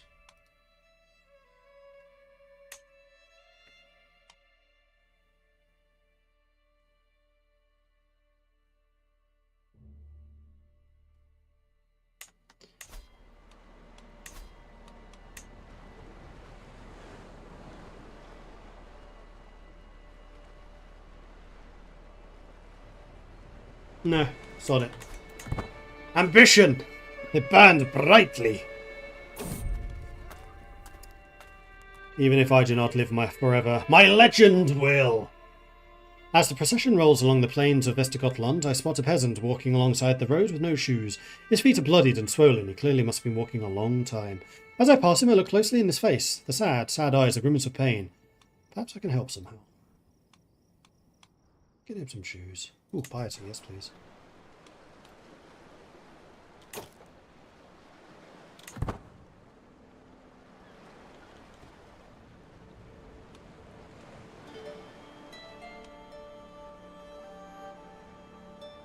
Okay, so supplies do actually tick down every province that you pass through.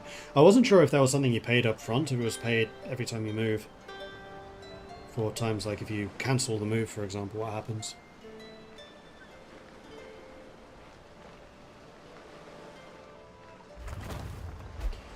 Alright, and we are back in Sigtuna. I gaze down sadly at my meal. A barely ripe apple stands out as the most appealing of the fare. 93% chance of succeeding.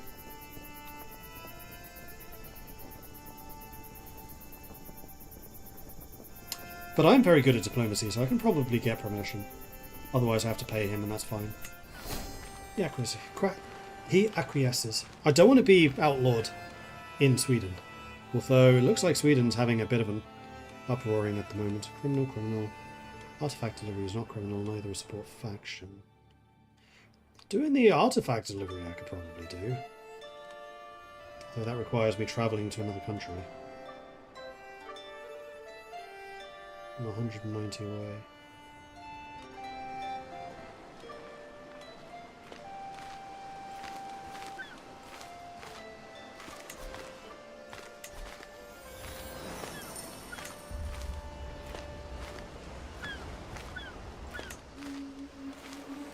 Ooh, hirelings. Yes, please. Give me them.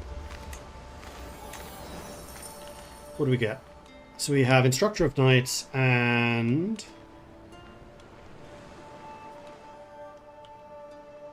Is that it? Should have been 2. There's a criminal, which I don't want to do. Well, we can try to instruct the knights. Let's do that now. Pays 100... Oh, that's exceptional. Pays 62. But I am a blade master, so we might be quite good at this now.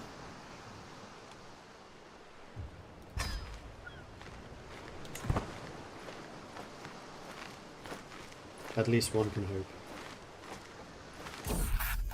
As I arrive, I am greeted by Chieftain Arik of Sudamonland's Marshal Haston. I'm glad you could make it. We're in need of an expert in the ways of war. Our commanders are rather unschooled. Haston bows his head and quickly adds, at least according to our liege. Well, I would be pleased to invite you in, but my chieftain expects you to begin training immediately. Pick whomever you wish and have them armed. Let's see who's around. And these are the 3 that I need to train. So we have Surla, who is a tough soldier. He has got some martial, but no prowess.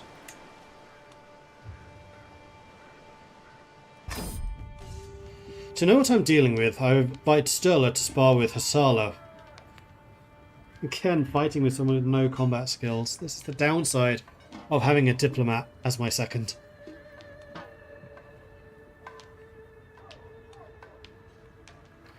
So Sturla could join us.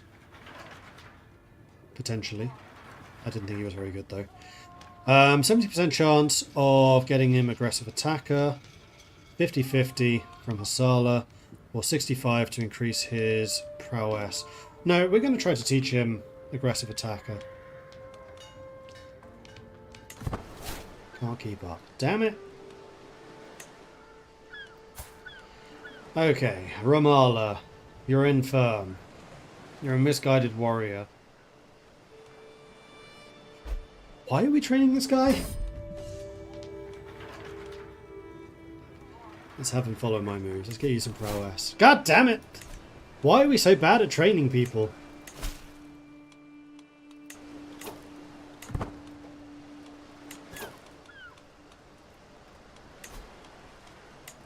Mioletti. Okay.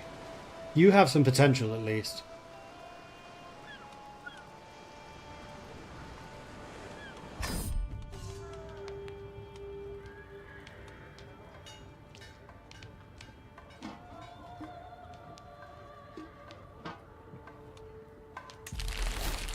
learns a lot from me, so he does gain the prowess. And I think overall that was a failure. Because we've got 1 out of the 3 trained. Yeah. Why is that one so hard? Like, we have high learning, we're great at combat, and yet we suck at it. Is it just that they're bad, or is it a matter of too high a difference in skill? I don't know. Oh, there is a stand. 2 stand with us. Look at those. Stand with us is the mercenary contracts. There's one down here, which looks like it would be rather one side, and there's one way up there. This one paid very well last time. I can just sail down there and fight it. Might even capture a few more Saxons I can execute. Also, it's June, so let's gather some provisions first of all. 900, get in.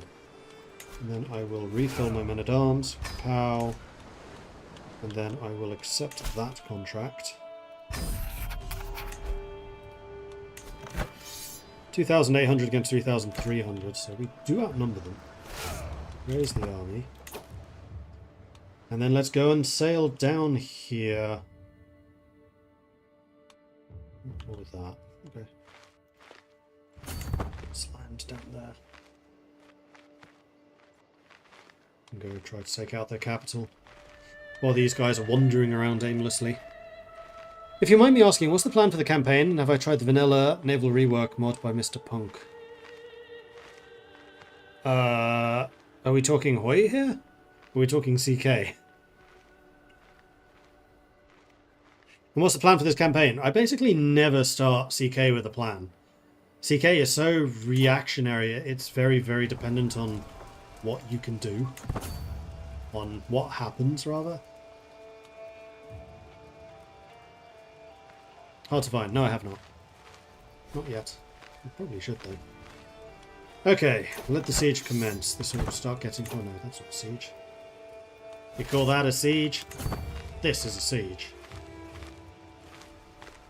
Oh, that's where it shows the disembark icon. I just saw it.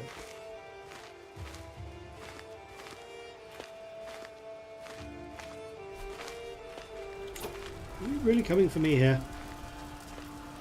I think you are.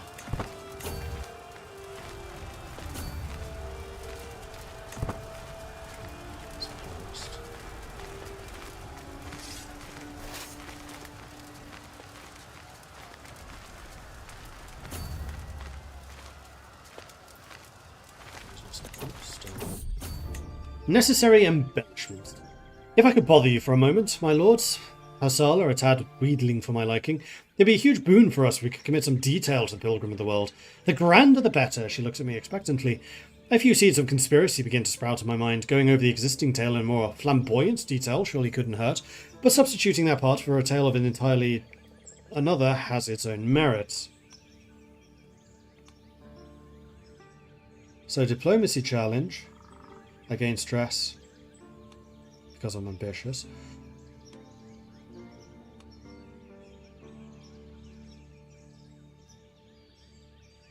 Well, you know, it's often misquoted, and just how awesome I am. Ooh, I gain intrigue. Nice.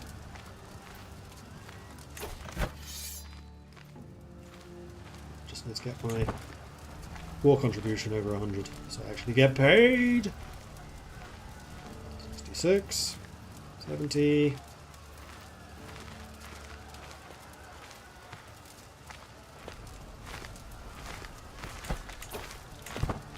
You guys suddenly leaving. Hello.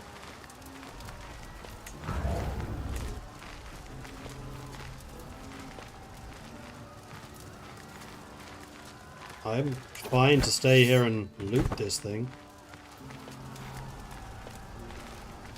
Oh, I think they're going for your capital. Which would be a little bit of a problem.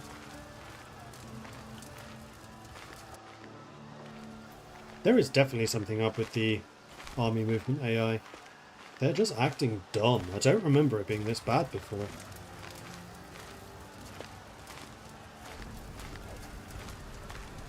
Like, there was no reason for them to leave this. Took his son and heir. Hell yeah. That was you.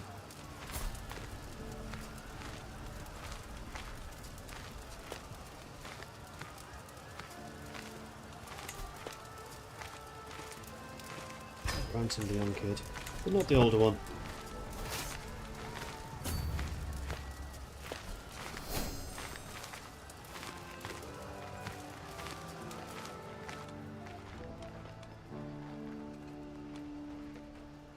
Gotta keep the money coming in after all. It's a little bit concerning if they do manage to siege down your capital, however. Unless we get this done before that falls, which I somewhat doubt. I'd very much like a king to be paying me out of the winnings rather than whatever rank my employer is.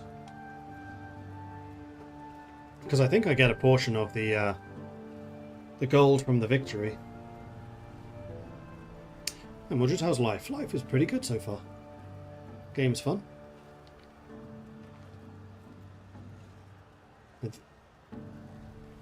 Crusader Kings has definitely changed quite a bit since I last played it. In good ways. Also, did the Chronicle change?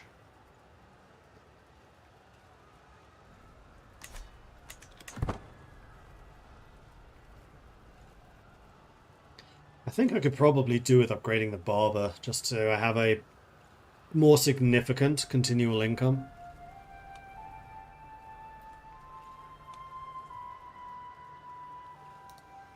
$120 piety remaining.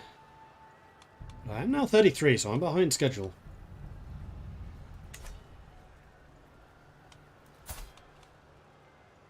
Though my health is still very good.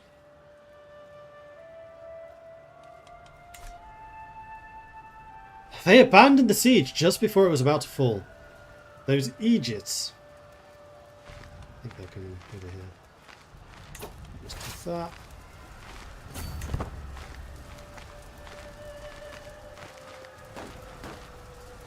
They started sieging that instead. Or did they? No, they did take it. Not bad. We're at 57%, and then I think at this point... Where did your army just go? Oh, it is too. I'm going to attach myself to the army in case you decide to go and attack them. Speaking of hooks expiring, are there any hooks I can cash in on? Saxon lands. Not in Sweden.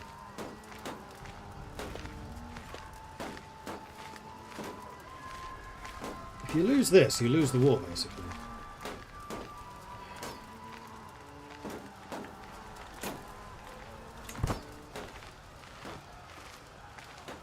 Now we're fighting people who aren't even in this conflict.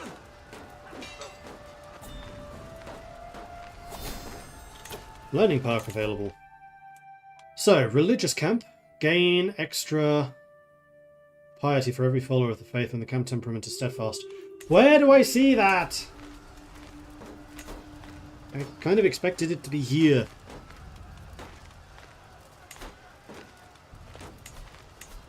I know I've seen it before. There it is, placated. Okay, so they are not steadfast. We have one detractor. So let's go and sway him. But otherwise, yes, I think I'll probably go for the religious camp, because I want to get the Wandering Missionary. Piety per night, plus 2%. Attempt to convert interaction, then when the domain my camp is in. Gain prestige when successfully using attempt to convert interaction. Right. Where are you going? War is here.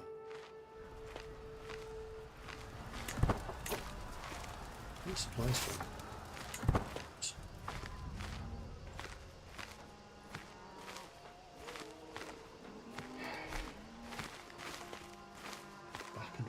Back and forth.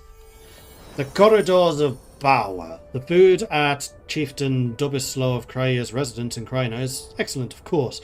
A far cry from the usual rough and ready fare that I'm so used to. I am very glad you could answer my summons, Dubislaw says, gesturing in my direction. I'd like to see if there's anything we can do to help one another. Either way, like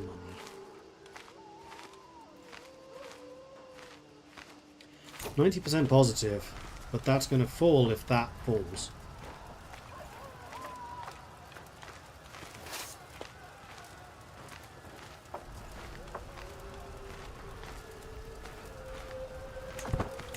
Oh. Are we going here? Because we should.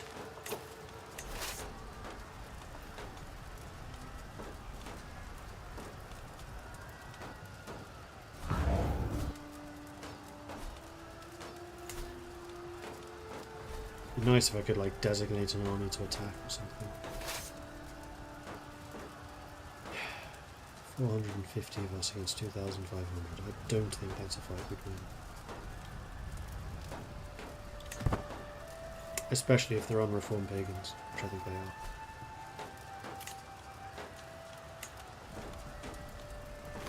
Oh, that was majority levies.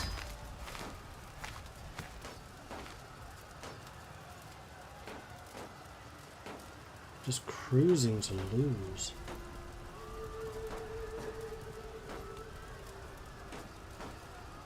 Which is really frustrating, because I could make a small fortune out of this war.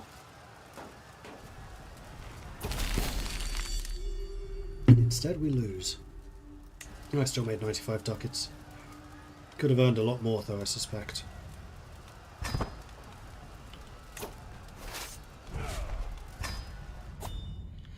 Okay. What other missions do we have? Sport faction, artifact delivery. I think we can probably do the artifact delivery. Before I do that though, let's go ahead and refill my forces.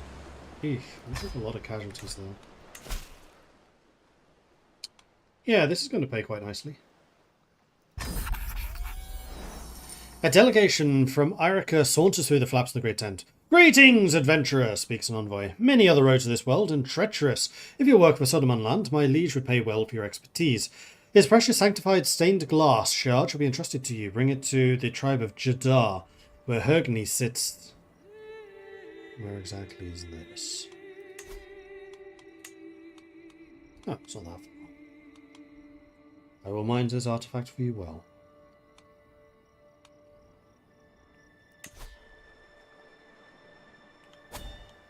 Okay, so there's a couple of areas of difficulty we'll be going through. Why is that tiger so... Oh no, it's only 11%. Yeah, that's fine. One high danger spot. Really? That must be you. It's fine.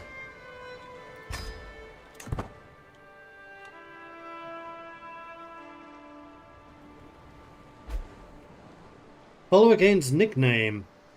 Proskawa the Honest. Nice.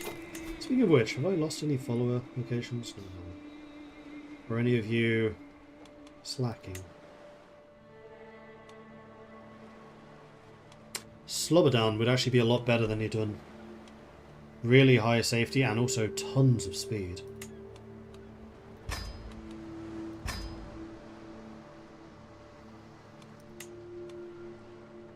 Egilmar would be better than Freya.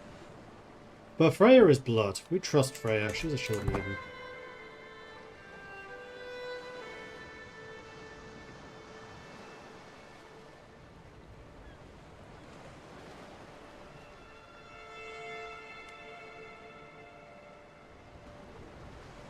So close.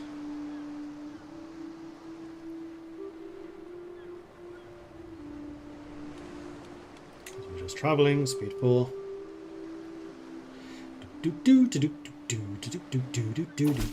Why I didn't sail, I don't know.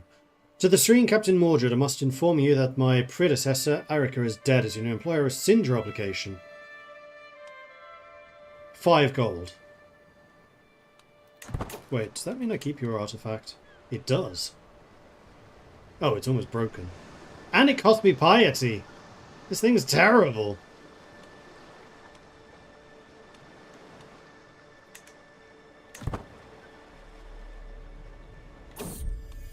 A nose for trouble. Father! Cries my son Hasten, bounding up to me at speed and near bowling me over. Look what I found. It's a puppy!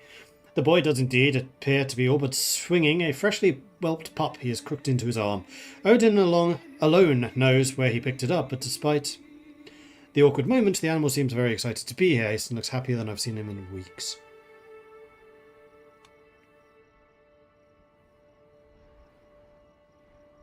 I only just understood what that meant.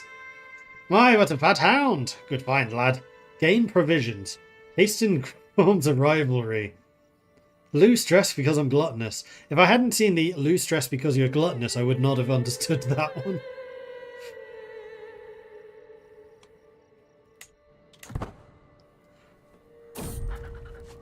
That's funny. As we continue through Draffen, my eye catches an elaborately decorated tomb.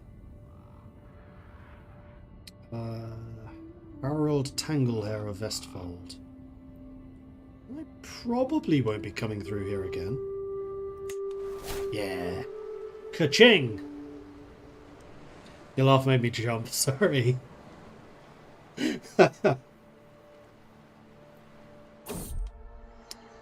Tempting fruit. Plant sickness. Tasty. Reinvigorates the body and the mind. +2 prowess, +25 stress loss. Excellent. Toll collectors. We have stayed on the road slightly too long. The sun is starting to dip below the horizon. Out of the surrounding terrain, shapes start to merge and form into angry-looking armed figures. This here road is a toll. Pay up, says the biggest and frankly ugliest of the bunch. My sister Idun steps forward, sword weapon raised, and looks to me for a direction.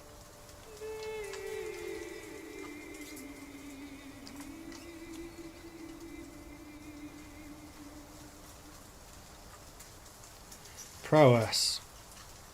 11% chance that Angrimar kills Idun. 33% that she becomes maimed. 55% chance that she becomes wounded.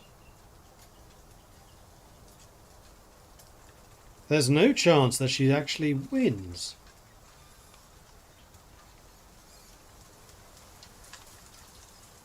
That's a weird one. Prowess challenge. That's hardly a challenge. Tolls of a peasant, and I am a captain. I'm the Mordred here. I think we got through. Alright, we got home. And we are basically out of provisions for some reason. Right. The glass has low durability. I want to try to sell it.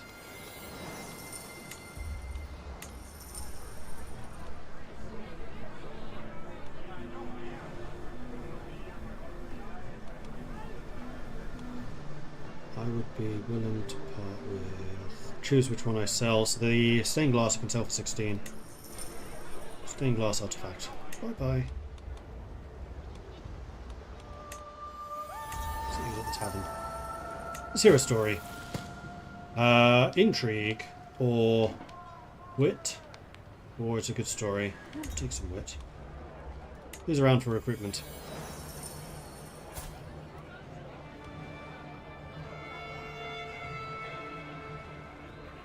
Kjostolfer. Learning an intrigue.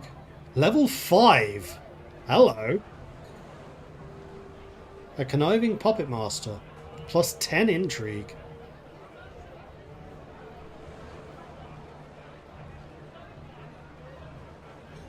Wrathful, generous and just. Hunchbacked. We've got Saemond, who is brave, a zealot and vengeful. Not a very good fighter, though. Or we have Ursa. Chaste, craven, patient, conscientious scribe. I think I might actually hire this guy, because we know that having more intrigue people is useful, and if he can teach someone that, that'd be really, really nice. And we're done. Every parent's duty. And he won't just toss me, queries my son, Hasten, trying and failing to keep the quiver from his voice. I glanced down at the small pony he sits on, the easiest, most placid leather mount I could find in the entire camp. Was I this scared when my father taught me to ride? Okay. I'll kick her into a trot and... Remember, be firm but respectful. Don't be afraid to crack the whip. Master the horse or it'll toss you. Prowess. I'm doing it, Dad! I'm doing it! Gains confidence. Good. I can go fishing. It is a good day to go fishing. With Hasala. Yeah. Oh, I should have brought a boat. Oh well. Me and Hasala seem to be getting along nicely lately. We laugh at the same jokes, worry about the same issues, and the bond between us seems to be greater than just the captain and the wife. We each cast our lines into the water and patiently wait for a bite while talking and laughing. This trip has proven that we work great together, and I'd like to spend more time with him in the future. Becomes my friend. Lose 95 stress because I'm ambitious. Ambitious people apparently really like making friends. Who'd have thunk it? Next month? Possibly?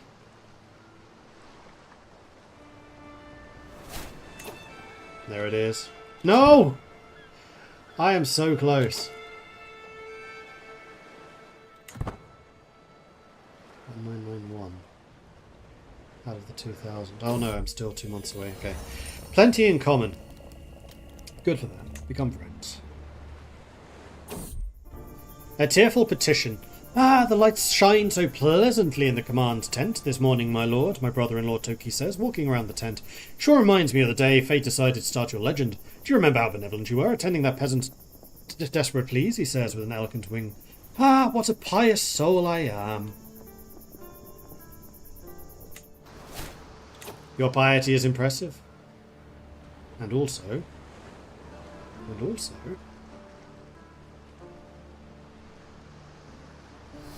gained a level of devotion. We are now Paragon of Virtue. Which should mean Asatru Path Ascension. Save game.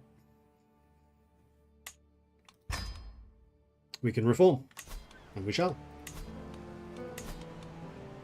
Kapow! I gain the Zealous trait. I gain Stress. And for the next decade I will walk the path of a pious Asatru missionary.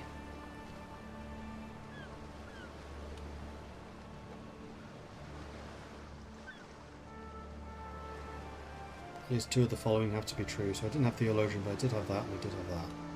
I am in an Asatru state. Odin's great. Few are places on this earth where the power of Odin Almighty can be witnessed as in Upland.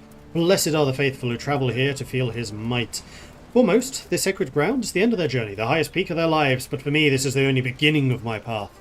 And for those I am about to bring into his light, their only chance of salvation.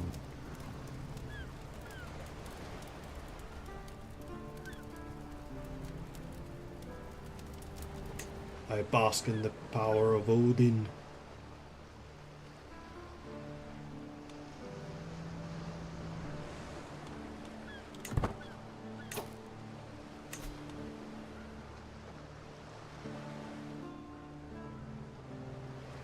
Need to go somewhere of a different faith. Slesvig seems nice this time of year. I have no provisions though. There's something draining my provisions, because we just went fishing. I guess I could buy some.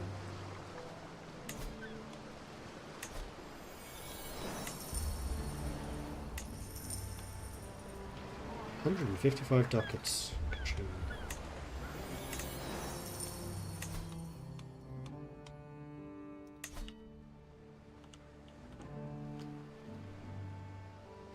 I quite liked settling in Hamburg though. It was a good spot. Expensive though.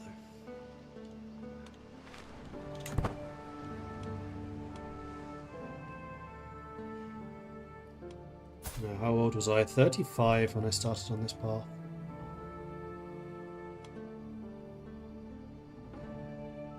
.32 prowess. Woohoo. Hamburg has the armory where I can also buy weapons and armor. But money is becoming a bit of a problem again, so hopefully in the Saxon lands we can start doing that. But I speak Saxon now, so converting here should be easier. A familial reflection. I remember the day when my first child, Haston, a beautiful boy, was born to my wife, my implacable son. Memories like these bring me comfort. No matter what happens, I know my family is there for me, and that House Viking stands strong. History will be kind to us, for we intend to write it, I whisper under my breath. He deserves a gift. Yes, he does. Now I really need a mercenary contract. Oh, there are quite a few of them. Rescue a fair subject. Hunt criminals, hunt criminals. Okay, okay. These are all in my wheelhouse.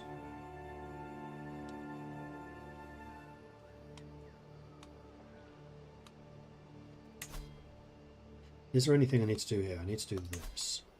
The continued existence of vile heretics and misguided heathens is an offence to any good Asatruan, to Odin himself.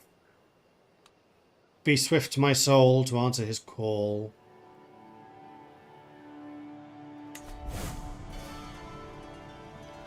Far away, the sacred grounds of Upland, yet I still feel the might of Odin inside me, stronger than ever. It is my destiny, always was, to do his work, to fill these lands and the souls living here with his light. Salvation awaits them, and I am his humble tool. I become the missionary.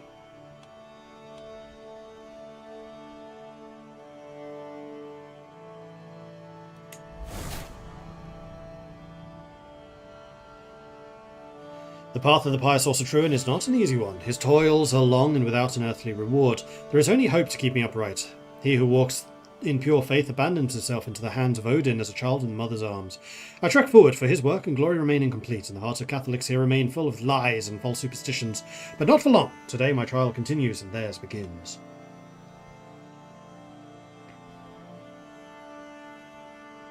"45% chance of converting it. 80% if I do a martial intrigue. Or I become wounded. Successful!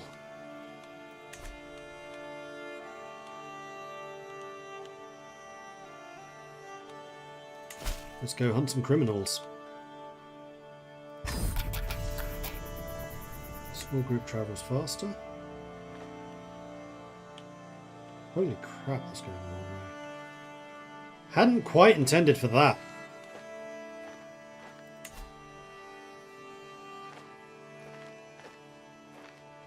Also, I didn't get to change my travel options. So I can't be converting as I go. That's really disappointing.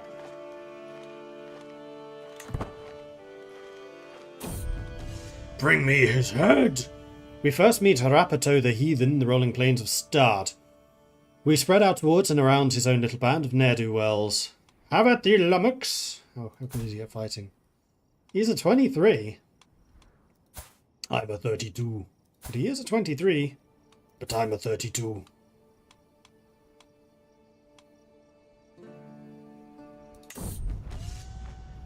For a few brief moments, Rapoto and I pace in lazy half-circles, watching for an opening.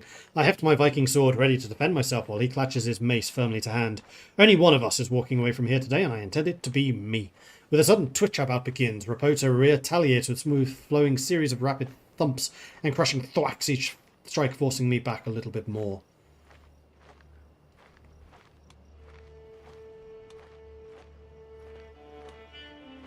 Better men than you have died trying to break my guard. Low risk of success, but no risk of injury. My sword is a better protector than any shield, parrying, countering, and guarding against Rapoto's every move. Whenever he moves his mace, my sword is there, waiting. Rapoto pulls back with every blow, letting me attack without getting another solid hit in. It's not long before I can feel myself begin to tire. My form is good, and only small errors will... His stance is incredible.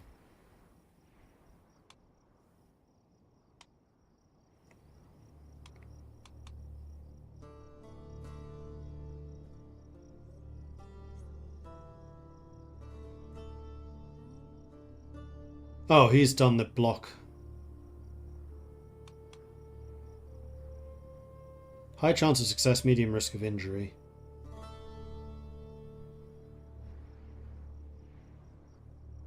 Strike, parry, riposte. I leap into action, launching a flurry of quick slashes, driving myself hard against Rapoto's guard. Wearing him down with each expertly timed strike, Rapoto shifts into a defensive stance, his mace forming a damn near impenetrable wall of perfect parries between me and him. My form is good, and his is incredible. Evenly matched, with victory balancing on a knife edge.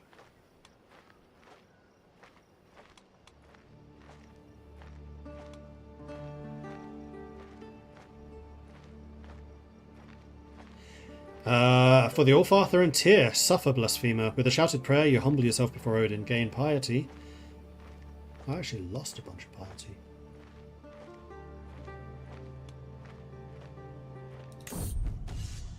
Odin is wise, and his wrath is on my side. I shout my devotion to the heavens, and Rapota tremble in fear before my faith. Rapota pulls back from every blow, letting me attack without getting another solid hit in. It's not long before I can feel myself begin to tire. My form is excellent, with little chance for a mistake, and his stance is still incredible. Who is this guy?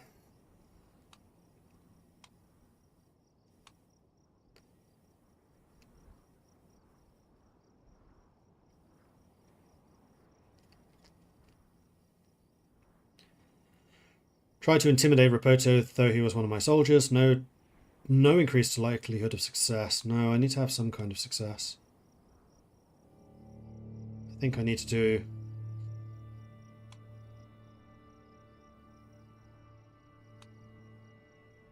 Right, parry, riposte. Got him. I toss Rapota, the heathen tether head, to Rimbert's agent, the red-purple meat landing wetly beside him. You killed him in single combat? Why, how fierce, the Count's servant, gingerly handling over the pay at the same time.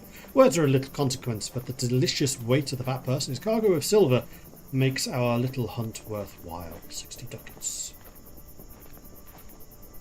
And also a few provisions. My sword arm moves fast as lightning and strikes as hard as sundered stone. Honestly, it's admirable that Rapota is able to withstand as many sword blows as he does as I rain down on him with the fury of a thunderous storm. It takes a minute or two, but I eventually beat him into a bloody twisted streaming ape. Only when I am satisfied there'll be no last chance for revenge do I administer the killing blow.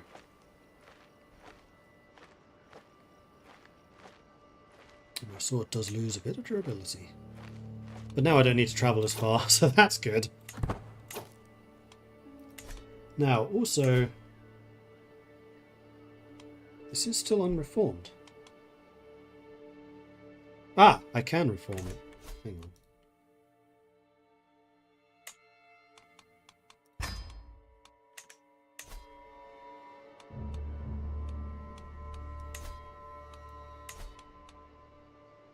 No, I can't. My realm does not contain at least 3 Asatru sites with Asatru holders. So that thing didn't convert. Whoever told me that was wrong.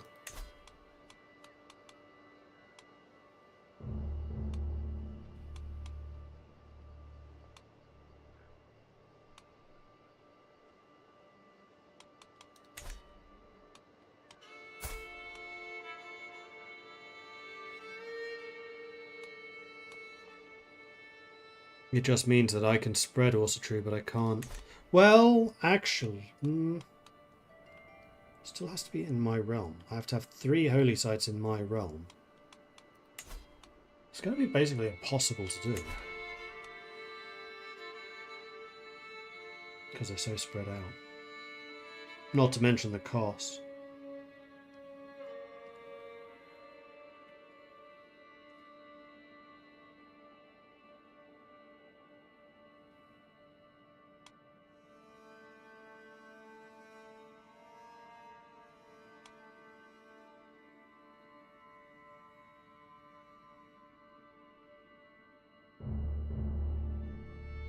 I mean, well. Master Matt, it's been a long time. You used to be a fairly regular several years ago. I hope you're well. I remember you, Master Matt.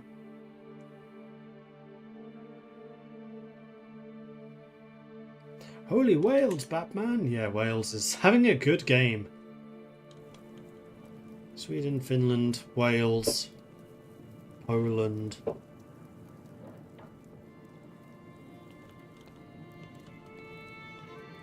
France is still quite divided. France, Aquitaine, Brittany and Burgundy. And Lotharingia.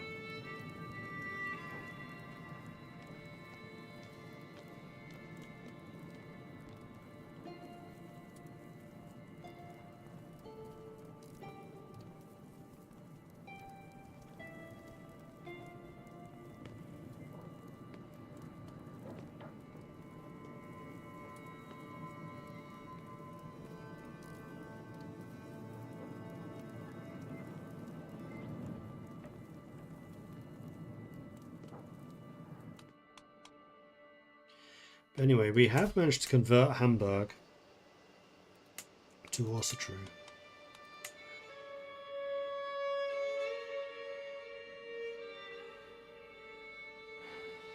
This is going to be a difficult thing, though. Anyway, we should do another contract. Hunt criminals would be another fighting contract. I mean, they do pay well.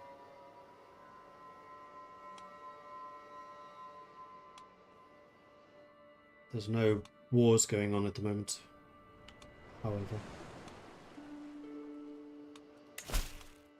Let's go hunt some criminals. Pay 52.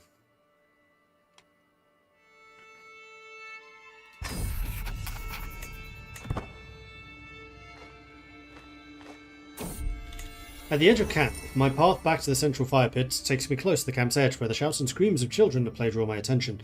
Easton is leaving several others in a mock cavalry charge across an even patch of ground, battering small sticks and branches at imaginary foes as they send an illusionary foe skittering away in fear. After a moment, Hasten catches sight of me. The boy beams in my direction, clearly hovering between taking his playmates back towards the camp or pushing out a little further into the wilds. Go on, explore. Absolutely.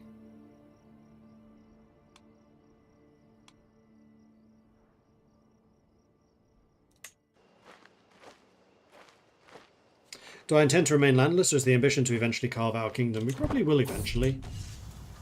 But I'm kind of enjoying just seeing everything that this playstyle has. Adalberto the Devil. He's only got a 10 prowess. It's not like the previous guy. Have at thee, Ogre!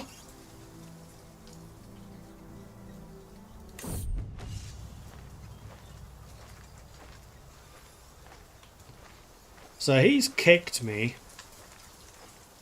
High risk of success. No, we're going to do the tire opponent first of all. He doesn't have the skill to, I think, counter this, really. Is that the best you've got? Can't even hit me. Time and time again, I backpedal, dodge and weave, always keeping just within the tempting target distance. Soon Adalbert, showing signs of exhaustion. His retort is carefully calculated, waiting for precisely the right point to reply with several quick slashes of his sword. My form is excellent, with little chance for a mistake, and his stance is passable.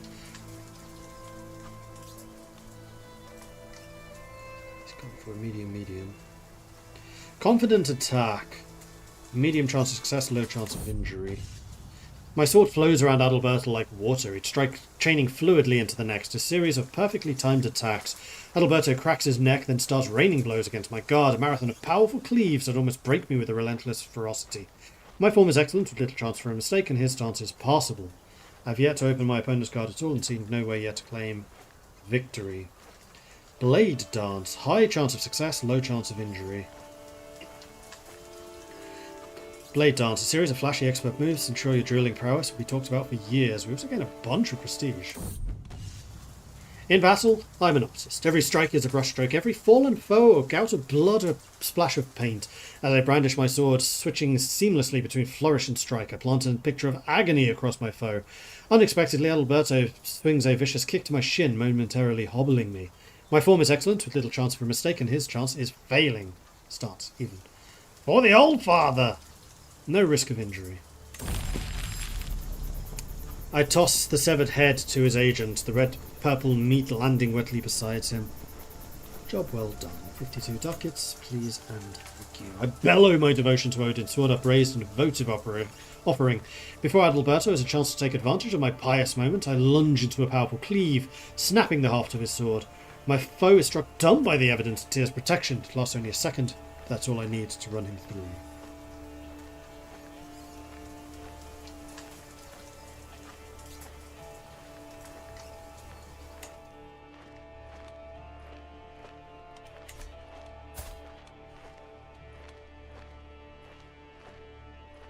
Blade Master is going to take a while to train.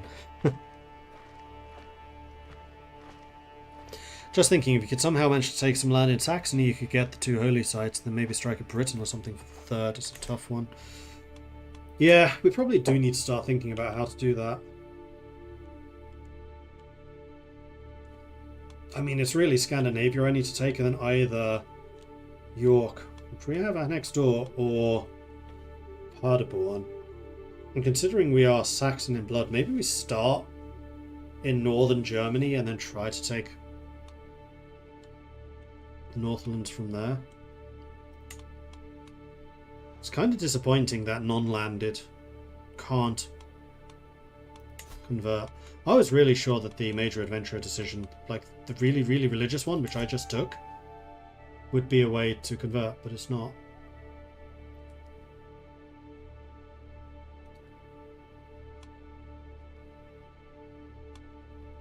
There's 5. Kiev is the other one.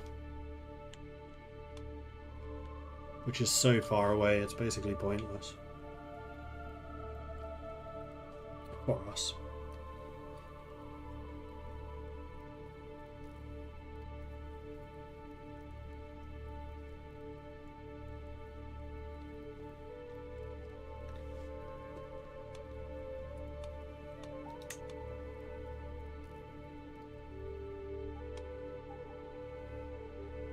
I think I'd basically need to launch an attack for Sweden, take over Sweden, use that to invade.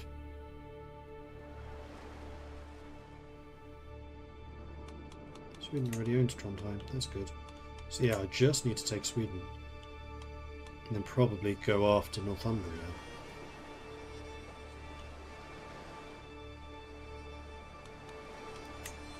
No. I have to go for Wales. I don't want to go for Wales, though.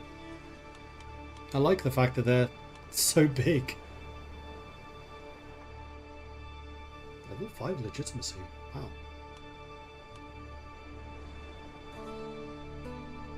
It's not even that good. Stubborn, impatient, diligent. He is a conqueror. That's why he's been so strong.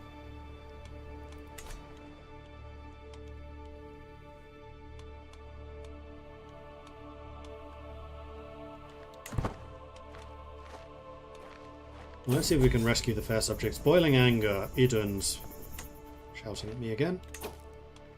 Let's see if I can rescue this person. This does not pay any gold. It does pay piety, though. And this is progress in the Champion of the Swan decision.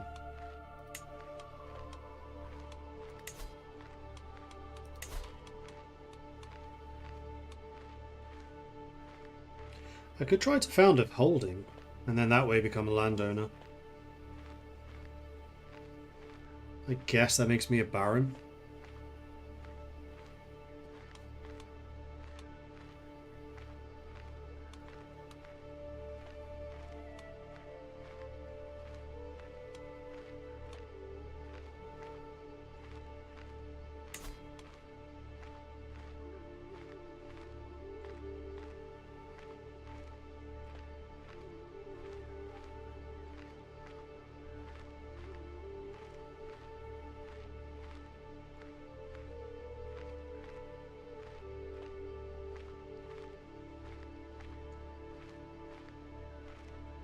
To be an actual wanderer, it's quite nice. Increased lifestyle experience gained for future holders unlocks new lifestyle perks and an artifact. Or an artifact.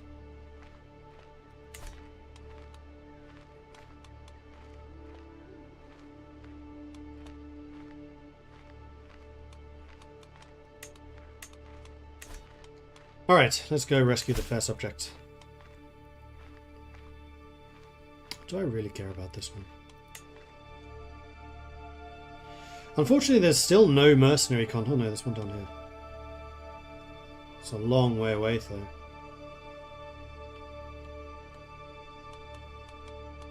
And it looks like I left Sweden just in time. Disease brewing.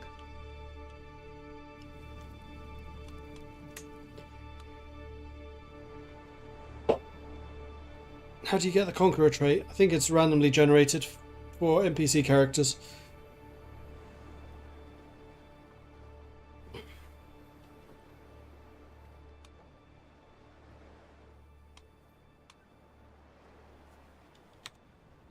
I'm just going to look up if there is actually a way to reform. CK3. Reform as an adventurer.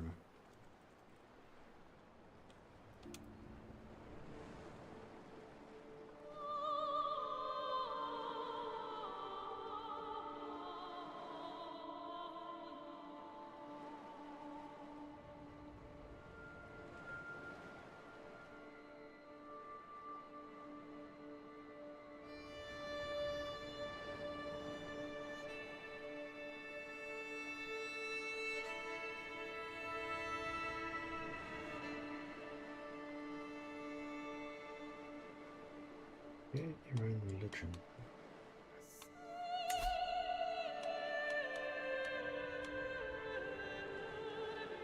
Because this is reforming Asatru. What if I just literally created a new one?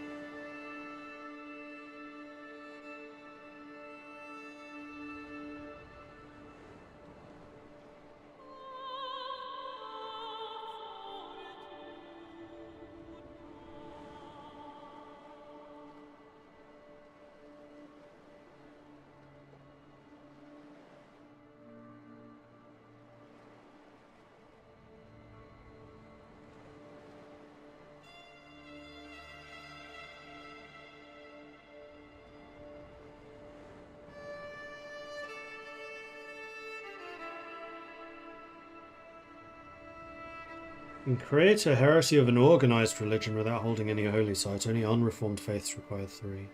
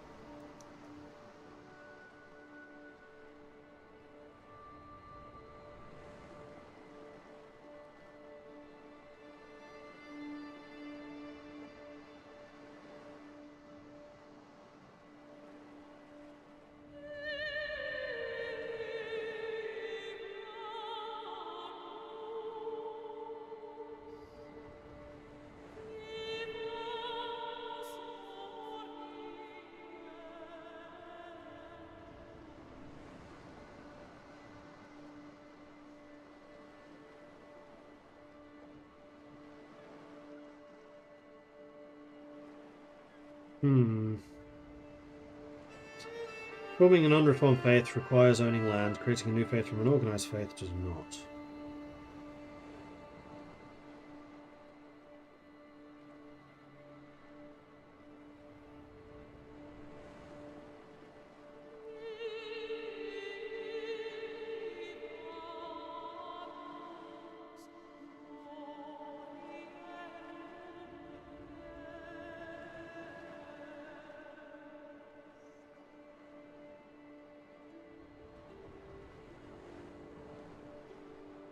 You can make a heresy while being unlanded. It's pretty fun. Yeah, but that's only if I convert it to Catholicism, I guess. I'd like this to be still part of Asatru.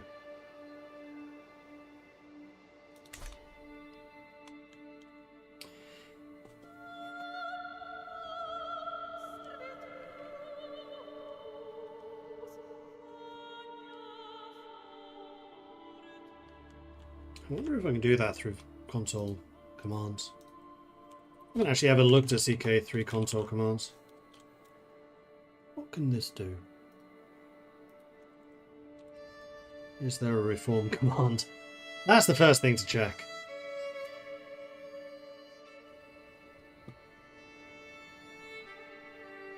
Doesn't look like it.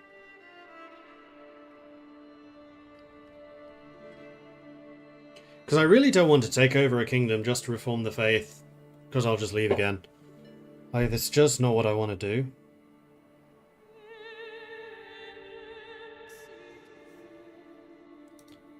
Is there like a heresy thing? No. Faith? Can add doctrines.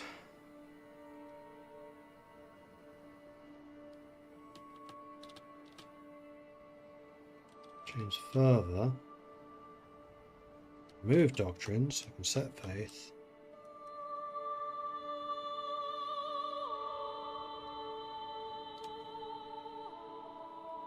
Change character to Sweden, make them annex 3 holy sites, then release the land again. Yeah, that is another way to do it. Can I give myself piety? Yes. Can I annex? don't.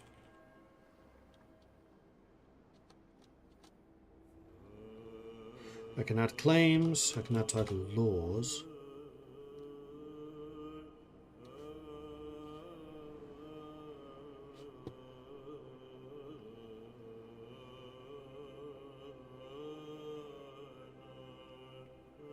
Give title. Yes, I can give a title. So I could, for example, give the title of the Earldom of Efrog to Sweden and then return it to Wales. See if I can do that. Time to get creative. First time console commanding this. Because the whole reason I did this thing is that I could try to create a new faith. If I make Asatru an organized religion, which in this wacky world is going to happen. Although I really wish I could do it just for myself.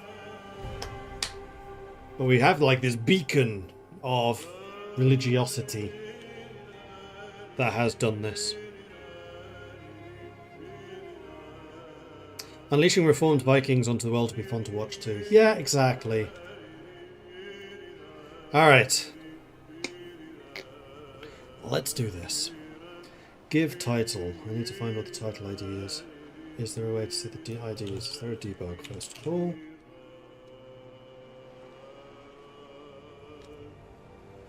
Yes.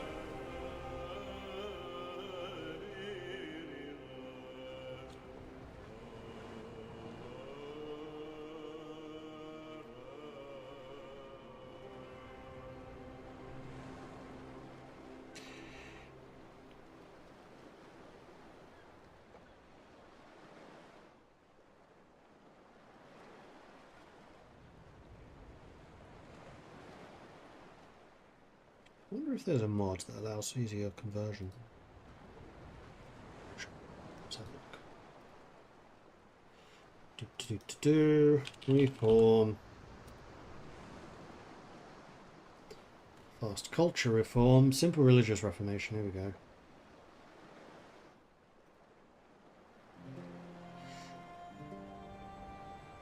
Now you don't need holy sites to reform the religion. You don't need a holy site for creating a head of faith title. Changes to work only for the player to avoid the annoying series of reforms made by the AI. That sounds perfect!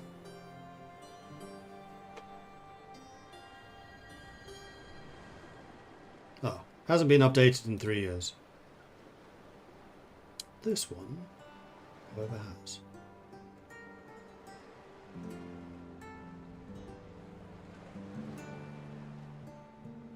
Doesn't work for pagans. Hasn't been updated.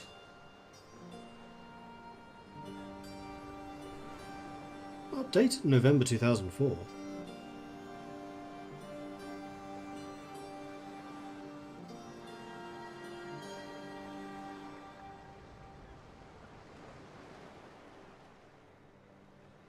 People are saying it does work and it doesn't. Alright, next to the game. The cheap menu mod is useful for this case. Let's have a look. Cheat.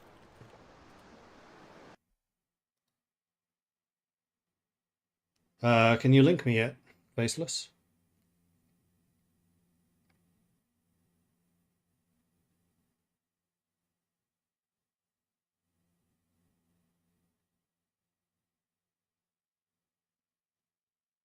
And does it allow you to actually reform a faith?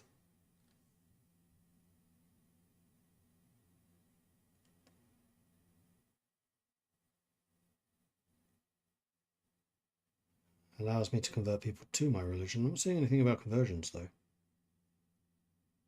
And more, ... So it might do.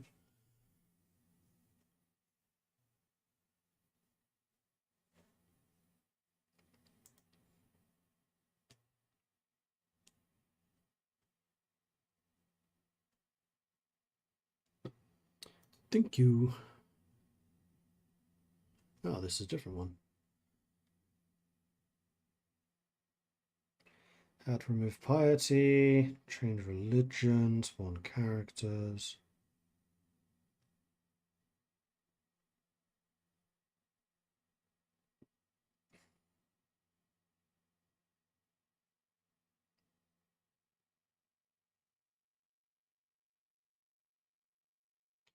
It's achievement compatible. I think that's because CK is basically turned off Iron Man mode, so it always is achievement acceptable. As long as you don't open up console. Interesting.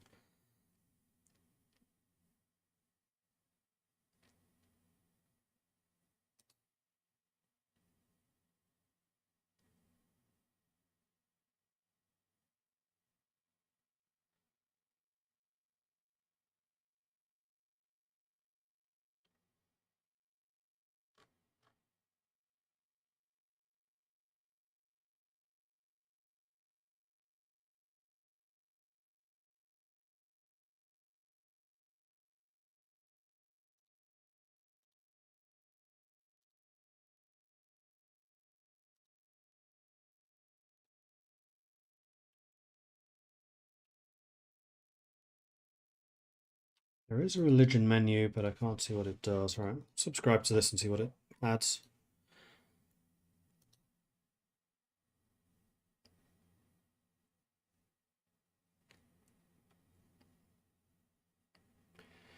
So with this, just to confirm, is this actually going to allow me to reform the faith? Like, how does this work? How do I do it?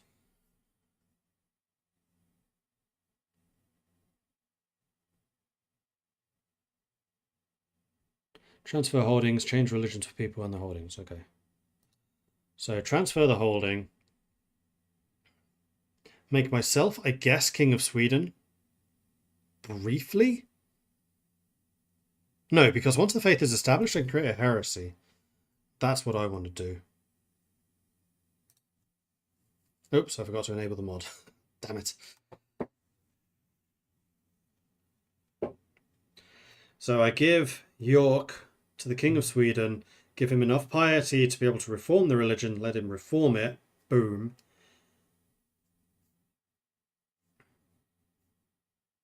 And then create a heresy on my character, and then have Hamburg convert to the heresy because that's what I just did. And then we are spreading the heresy. Cool. And I may need to give myself piety to make the heresy as well.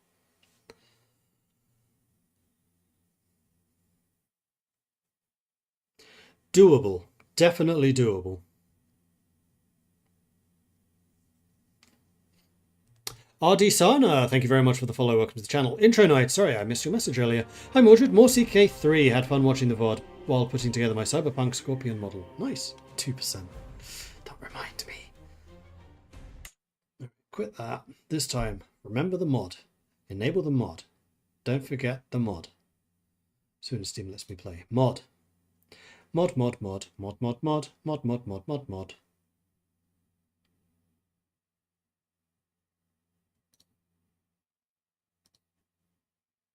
Add new playset.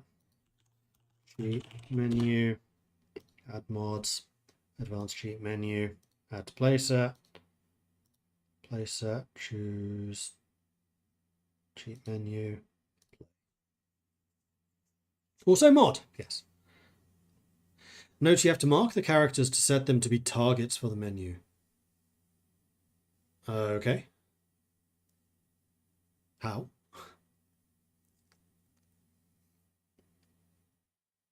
Mod, mod, mod, mod, mod, mod, mod, mod. Mod, mod, mod. Right click. Okay. That I can do.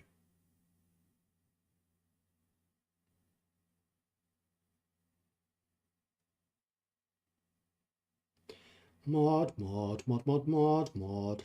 Mod, mod, mod, mod. Mod, mod, mod, mod. I'm going to stop there before I get demonetized. Continue.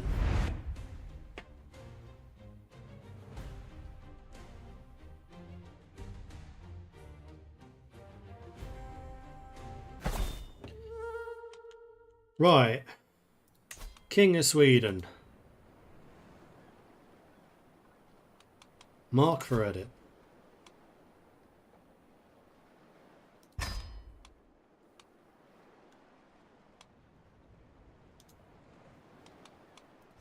He has been marked for edit. Cheat menu. Title.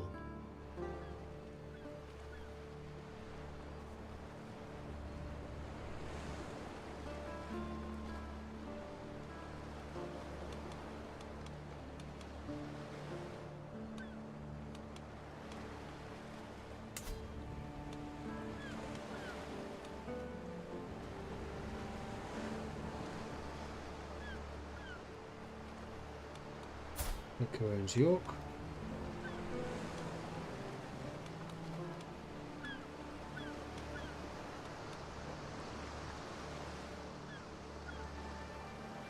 Set them also as a one. Okay.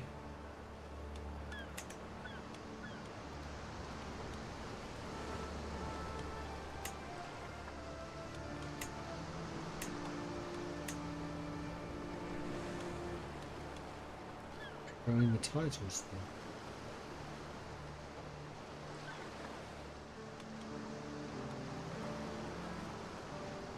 Italian vulgar. Wow, he does not like his liege.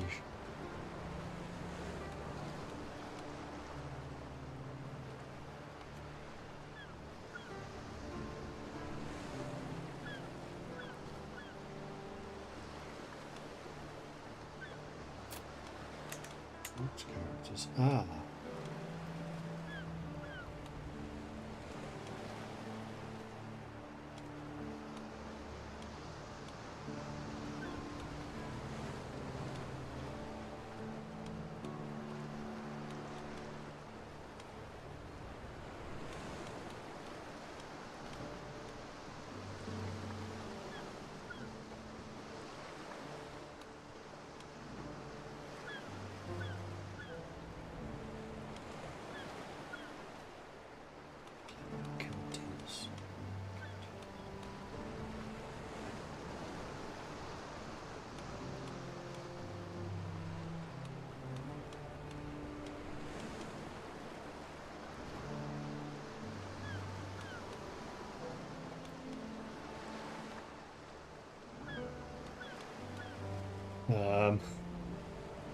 Go to the title screen.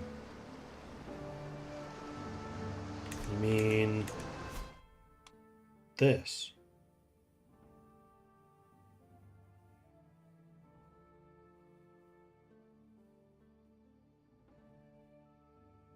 Oh, beside the multi characters.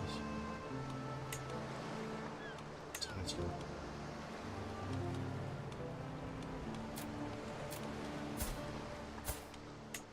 Ah, I need to click the character.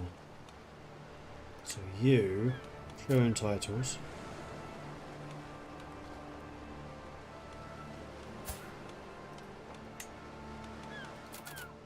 I think there's something. Ah, okay. Let's see how it works. Title. Yes. Change to you. Counties.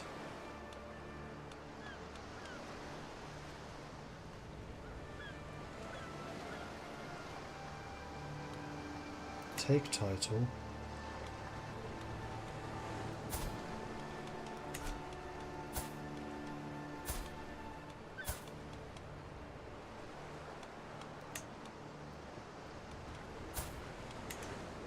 What's happening here?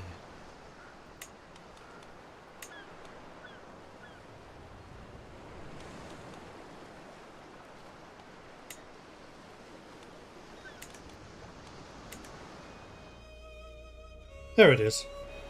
Alright, so he's taken North Riding, which he now needs to convert.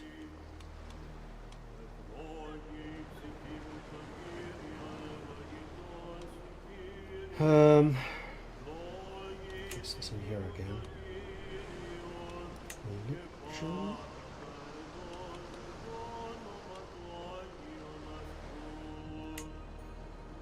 Asatru.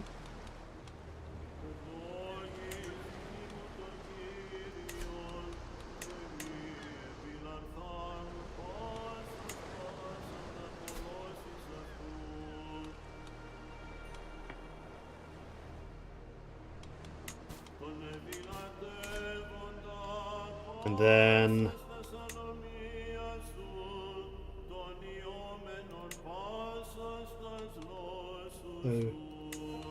Oh, now it's showing. Yes, also true. Good.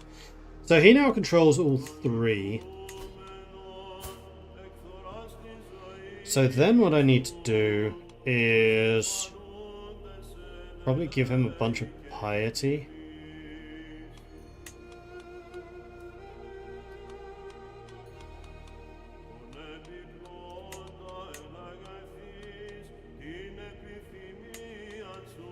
Nice if I could just modify this.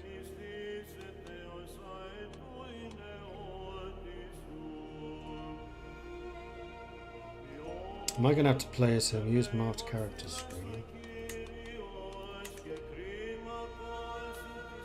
So he's at 738 right now. I'm just going to take a picture of this.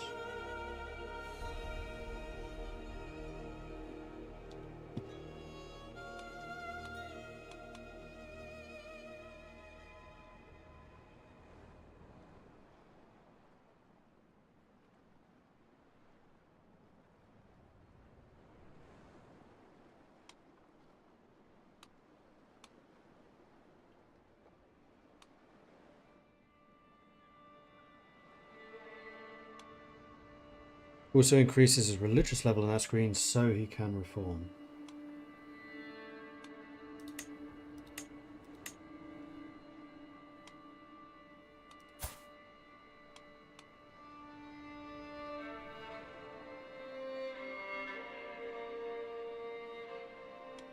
Can I just switch to playing as him? Because I kind of agree that would make things easier.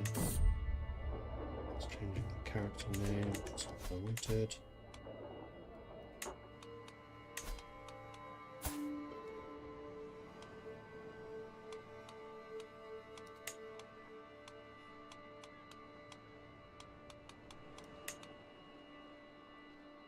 Yeah, I know you can do it in the pause menu.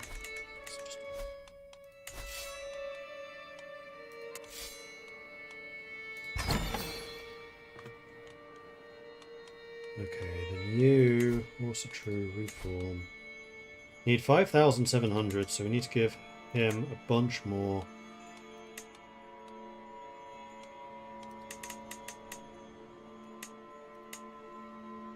Piety.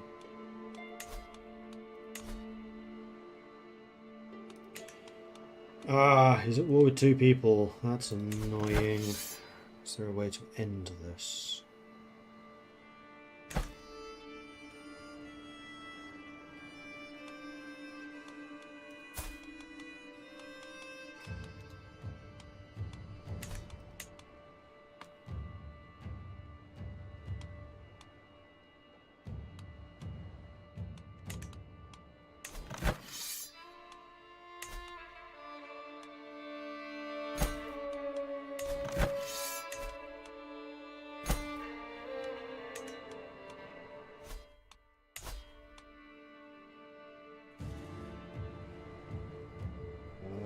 How do I go back to my own character?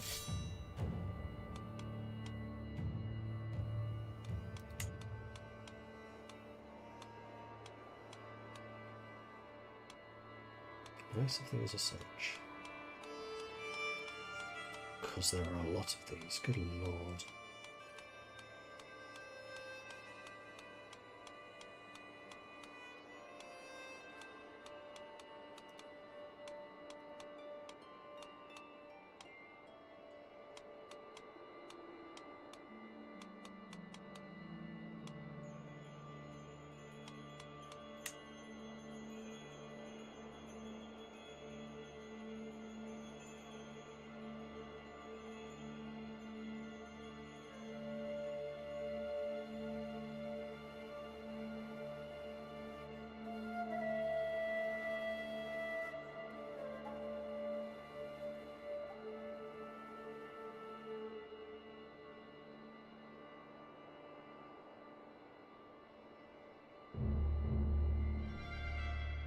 Initially I was looking at faces, but they're too complex in detail. What I should be doing is looking at the shields. I'm looking for red, white and blue.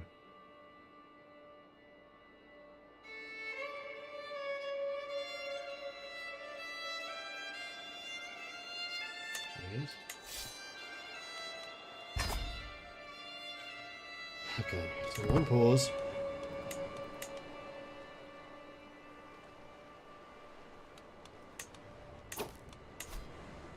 Wars have ended. We save.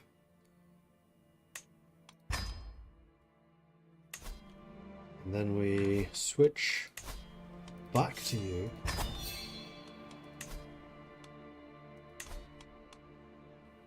Now we can reform.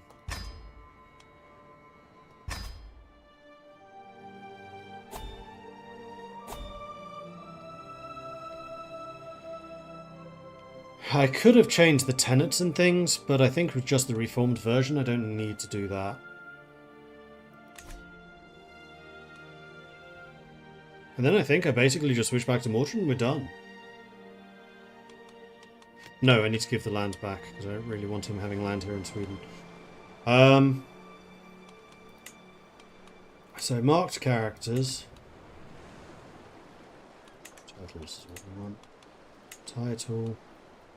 Your counties. North Riding.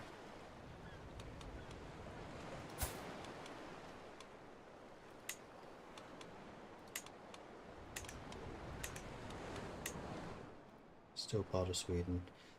Then I guess we want the King of Wales.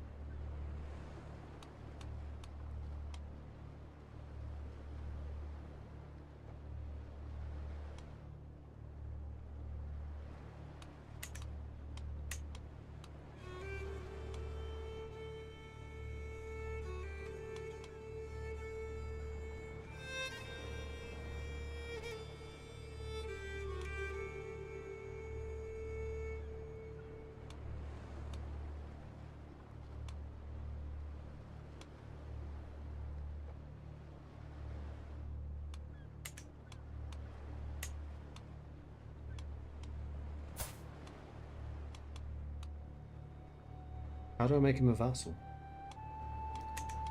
Marked characters.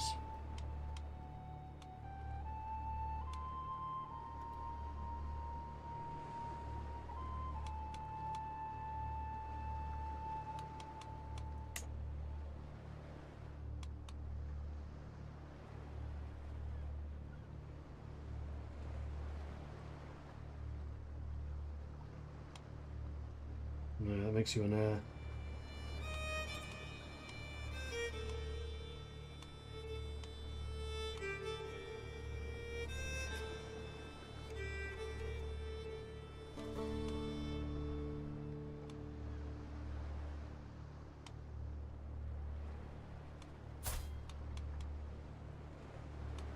Yeah, I think grant independence is the way to do it.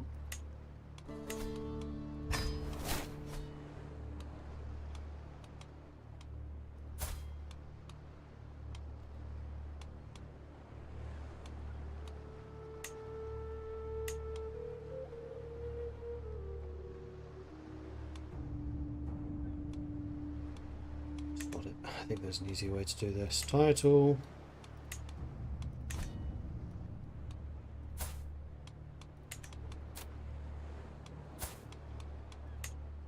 It'll mess things up a little bit. In that he now controls that directly, but he can just give it to someone else. I don't really care who owns it locally. Then the other thing I do need to do is change the religion, because this should not be Asatru. This should be Catholic. Religion. Christianity, Catholicism.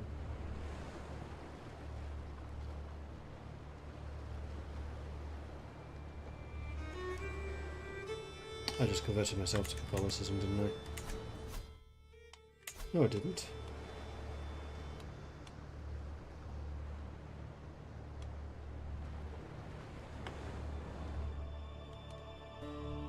converted him to Catholicism. Yes, I did. Gah! Well, this is why we save the game.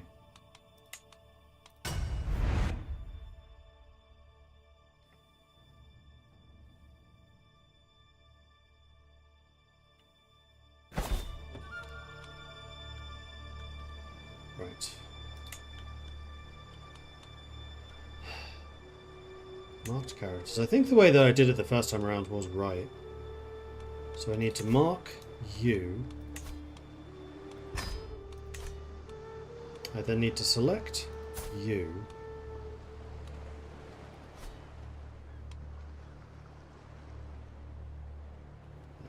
Yes. Title. You. You.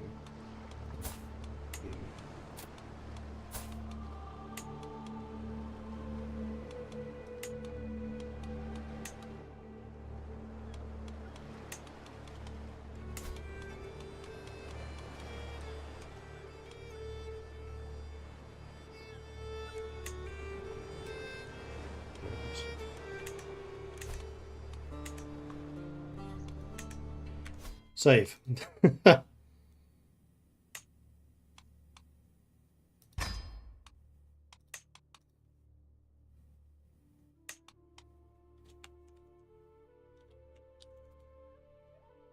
Need to convert the King of Wales to be Catholic. He is Catholic.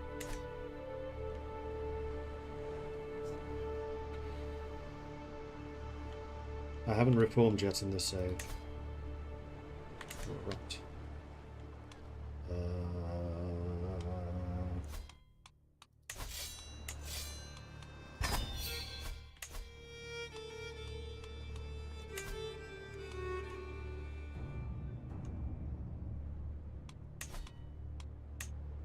So here is where I could edit the tenets and things, but I don't think I want to. This is one thing that I kind of skipped through last time. Is there anything here I want to change at this point? I don't think I do.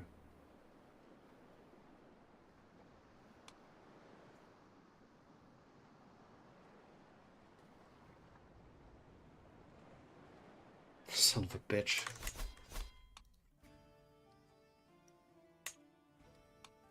Load that one. Ah! Why is this so complicated? Just make adventurers able to convert territories. I mean, reform religions. Pete's sake. Alright, first thing, switch character, King of Spain, go. Secondly, reform religion, reform. Don't press the button yet until I've taken a second to look through this. Patron gods, warmonger, and blot. I think I'm just going to keep that as is base right now. Yes. Then I'm going to save this again. Score 2. Then I'm going to click on Wales. We're going to add King of Wales on the edit. We're going to click on this province. We're going to go to religion. Change country to character religion. So this should now be... Let's do rules. That's because I've not changed my character yet. So title. I'm going to select you. Would be Rodri. Religion. Change to religion.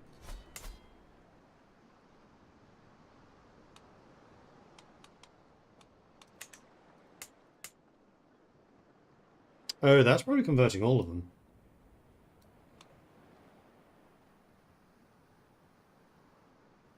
Which I don't think is a problem.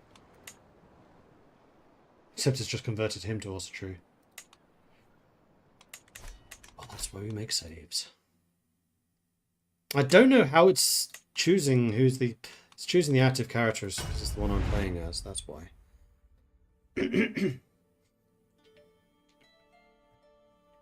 The selected religion is irrelevant.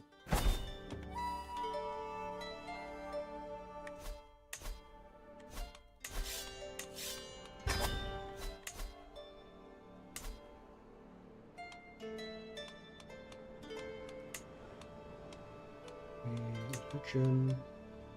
My religion.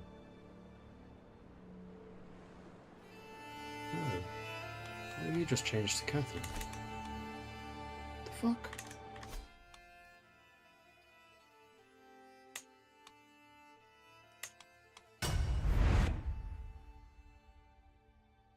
I don't understand this, because he's marked. Oh, so it's only the last person you've marked who's the marked? What's the point of the marked list, then? There should be a way of setting someone as the active mark in the marked list. That's what's missing here.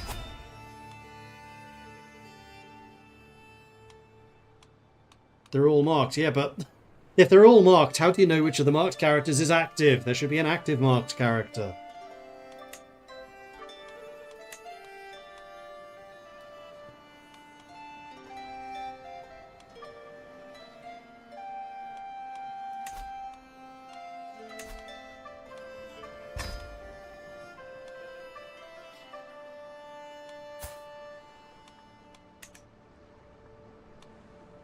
Let's do the title thing first, and then I'll save there, because I know this bit I can do.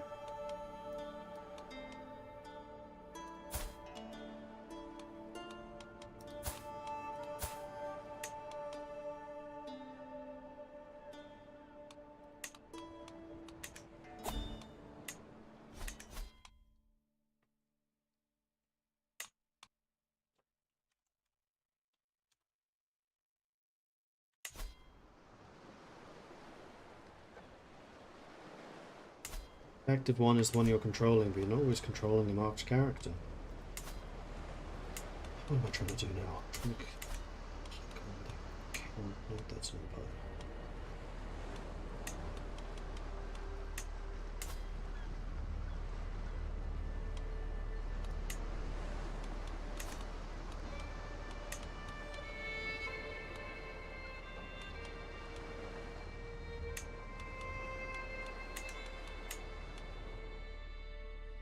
It hasn't messed up any of the other conversions, because yes, there were some.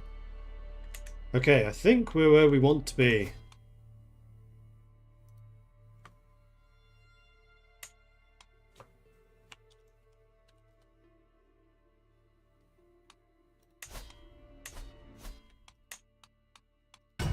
Gonna remove the mod. Not remove, but disable.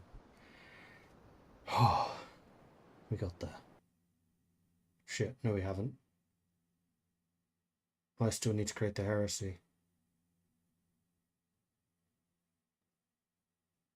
And then convert the local ground to the heresy.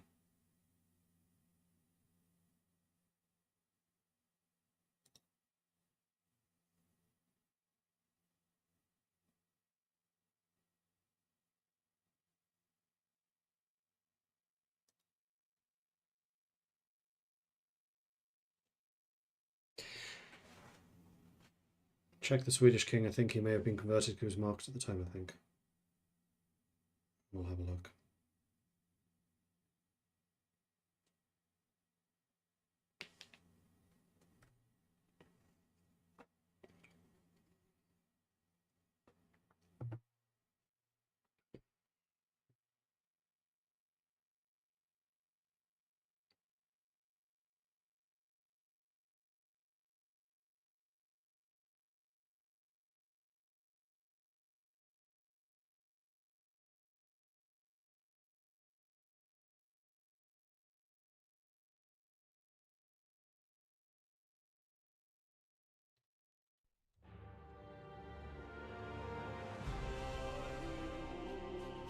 Have I had lunch? Yes, yes I have.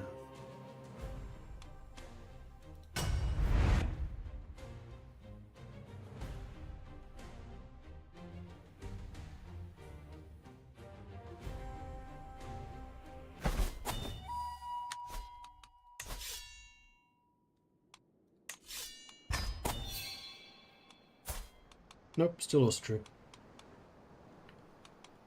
The organised version. Okay, so that's all done.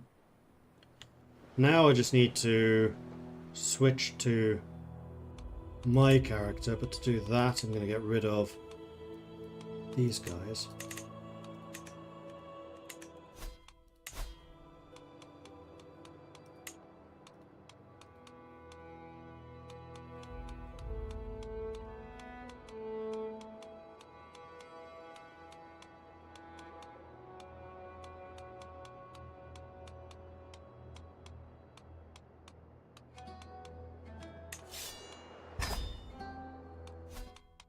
Save.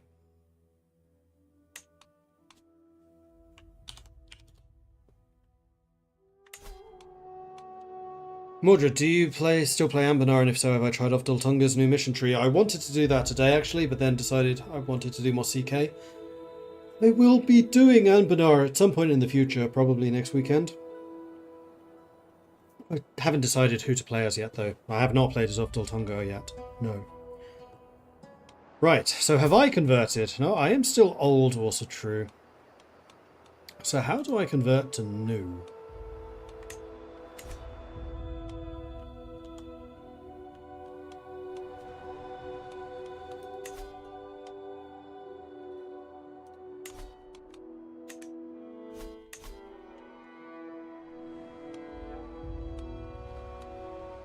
I think I know how. Mark myself for Reddit. Go into here. Go into religion. Problem with this is a bunch of my people probably have not converted. Okay, I am now also true. My followers are probably not, but that's a problem that we can hopefully solve. Then what I can do is I can create a new Norse faith, for which I need at least 5,700. I lost 2,000?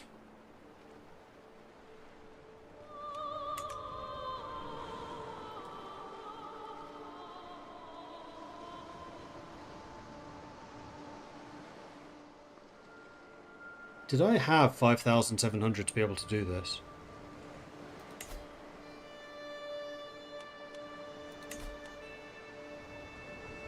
And does one of the theologian upgrades make that cheaper?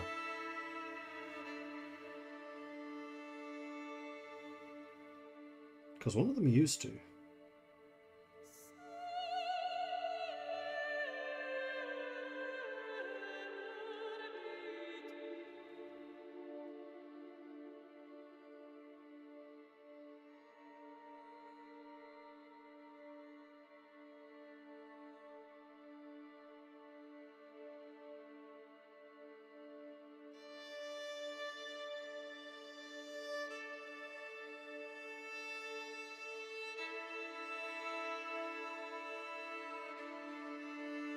No, it doesn't look like it.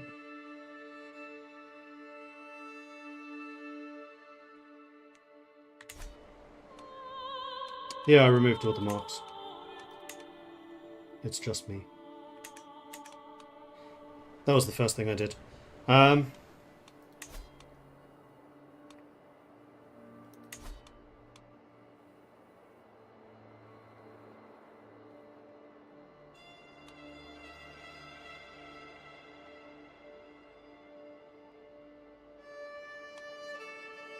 do you mean by these?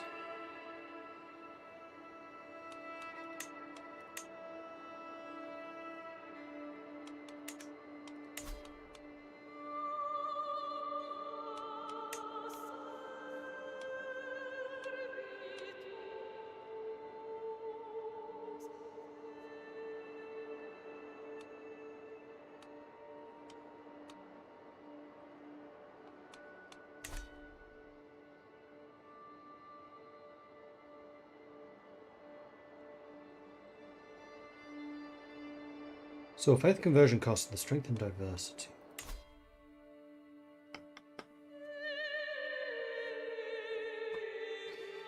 Faith conversion cost, it might be that then. I'm not sure.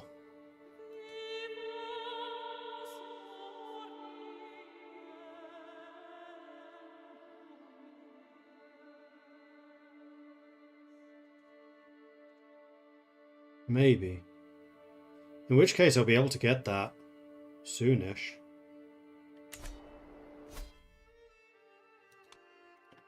Did I save here? I don't remember. I think I did.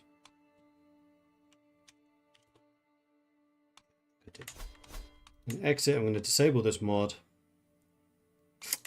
Am I though? Because I'm still wondering if I want to give myself the piety to reform the faith a bit.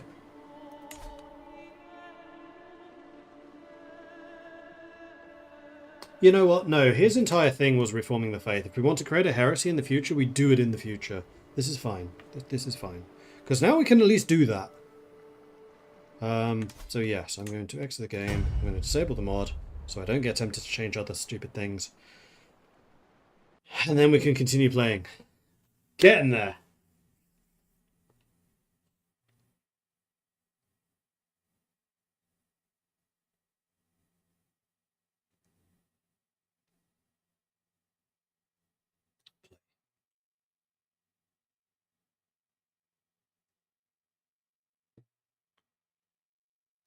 Placer is going to be no mods. Play. Here we go. Cool. Thank you, Faceless, for your help there. It's going to make a big difference to how this playthrough works. Or doesn't.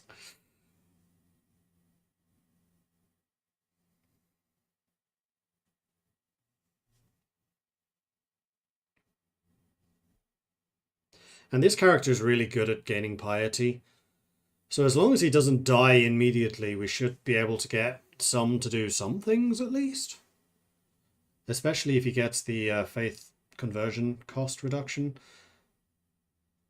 Which that probably 75% thing was what it is. So we're going to need to get that. But because we already got the point above it, open-minded, from my pilgrimage, so that's all paying through, we'll be able to make that modification. Achievements are disabled. I don't care. I don't play these games for achievements, unless I make them myself. I'm going to need to work out a way to do an India game on Hearts of Iron to just get the It's Good Business achievement and no others. If I get any others, it's a fail. With the problem of not being able to reset that, of course. Alright, so, where were we? Nah, I haven't broken the save, we're good. I can gather provisions, but I don't think I necessarily need to do that. We can rescue the first subject, which does get me a lot of piety, actually. Which, now we know, might be really helpful. Also, somebody was pointing out, yeah, the names are different. I know that. So let's just choose random icon. Ah, that's what these are. Okay.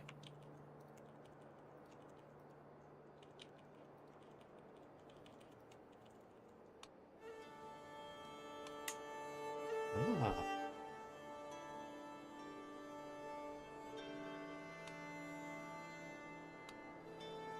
So yes, I think I will need to refund myself some piety, but I think I can do that in the console. Too easy. Well, we'll see what it's like when we get the lifestyle.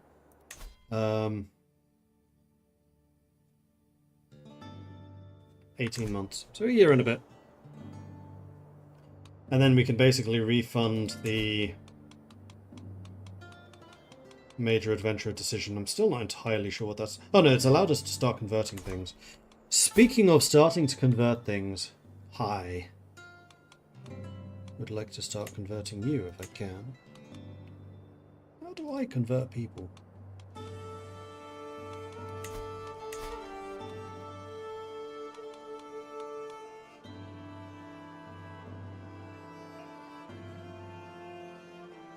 Adventurers require the portable shrine upgrade for the baggage train to convert followers.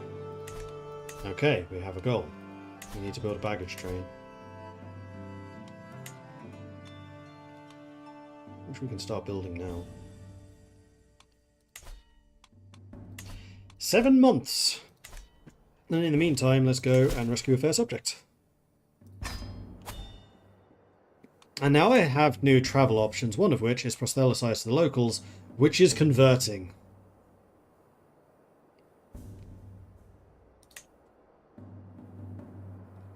And we're also going to scout for talent. Where are we? Yes. And it's the proselytize to locals, which is the thing that I think I've just unlocked.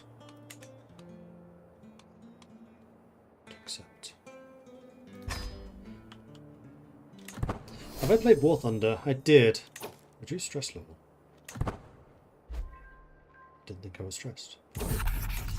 Rescue a fair subject. A tired Count Rolfer approaches the camp with his men. The horses stop right before my tent and I get up to meet them. That damn woman. I hear the Count mumble. I bid you good morning, Mordred, he says, wiping the sweat off his forehead. It seems that a most beautiful woman has been lost in the woods, and my courtiers will not stop lamenting until I bring her back.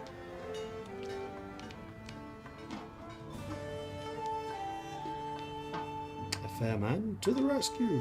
Surely that should be a fair maiden. But no, we're going to do balanced. We're going to bring Wenzel in as muscle.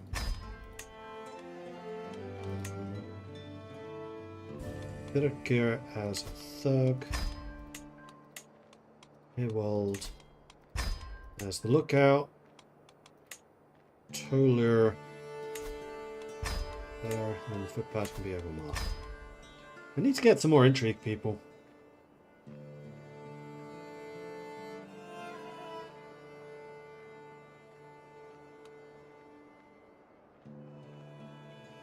Intrigue and prowess. So I need somebody who's intriguing, who's good at fighting.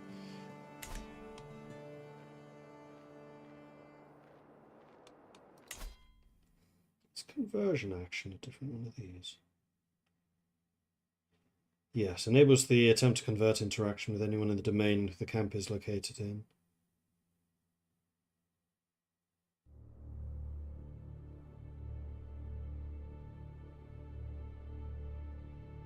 Doubles the acceptance from learning. Wow, Defender of the Faith plus Wandering Missionary is going to be a potent combination. No problem with the help. It's quite honestly my pleasure. I enjoy helping with the knowledge I have. Thank you, Faceless. This is going extremely fast. Already hit. Oh no, can't execute yet. Father! Begins my son Hasten as he marches up to me. I've decided that, as I am now a man, I will have my own tent. No more sharing with anyone from me. The youth stands still, spiel finished, petulant defiance oozing from his posture. Almost involuntarily, I crook my eyebrow at his unprovoked display. I will not budge on this. I'm an adult, and I demand to be treated as an adult. Okay. You're an adult. Earn it.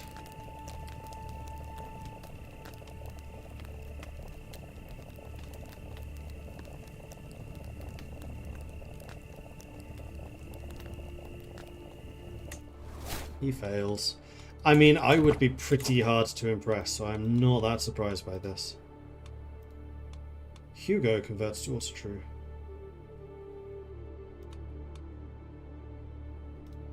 We successfully swayed. Don't know that I need to do that anymore. Is there anyone in a dangerous position that I need to sway? No, actually. Because I've been in power for so long. Execute the scheme. Rescue a fair subject. Success. Back! A high-pitched scream makes its way through the thicket of trees and I follow. Standing in the middle of the clearing is the most beautiful woman I've ever laid eyes on. She wields a stick like a spear and tries to keep a distance from the ferocious wolf. With a quick slash of the blade, I cleave into the beast and the animal lets out a spurt of blood, staining the grass as it falls. My lord! The woman cries, falling to her knees. Dutch Catholic, eh? Honest, vengeful and arbitrary, charismatic negotiator, and she is beautiful.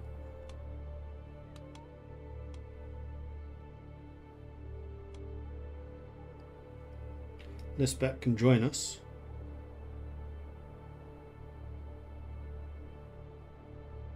Rolfair doesn't like that, but join us. Alright, so she's joined us. Is there anyone I want to marry you off to? You're 33.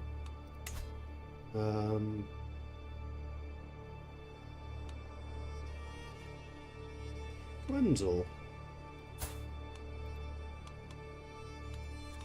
Marrying the giant to the beautiful. This will be interesting. Arranged marriage to Lisbeth.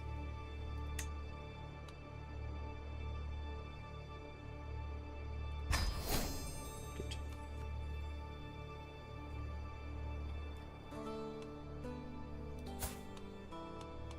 You're married. I should actually check all of these people. You're married. Ragnhilda is not.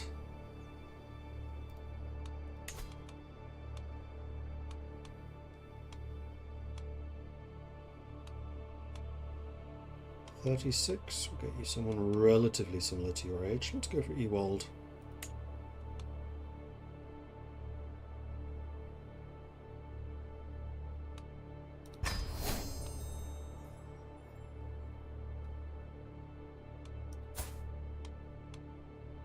Eora never got married.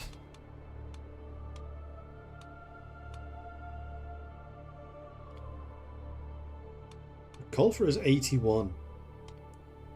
Impressive. What about Tola?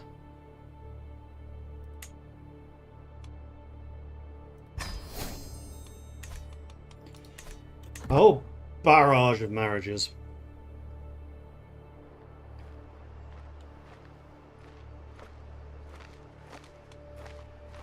I can hunt for criminals again. I think I may well do that.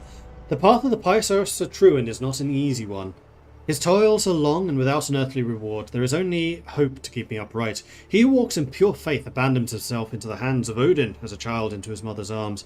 I trek forward for his worth, and glory remains incomplete, but the hearts of the old Asatruans here remain filled with lies and false superstitions. But not for today. Today my trial continues, and theirs begins. Let us pray for Saxon salvation. Gain piety. Hamburg changes to Asatru. Failed. And I was wounded. That's because you are old Asatru, aren't you? Damn it, forgot to change that one.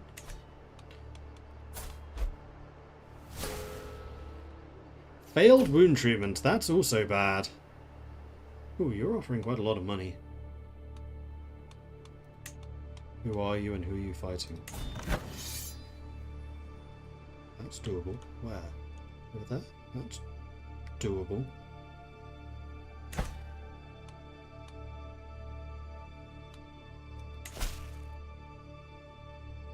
That's for the other guy.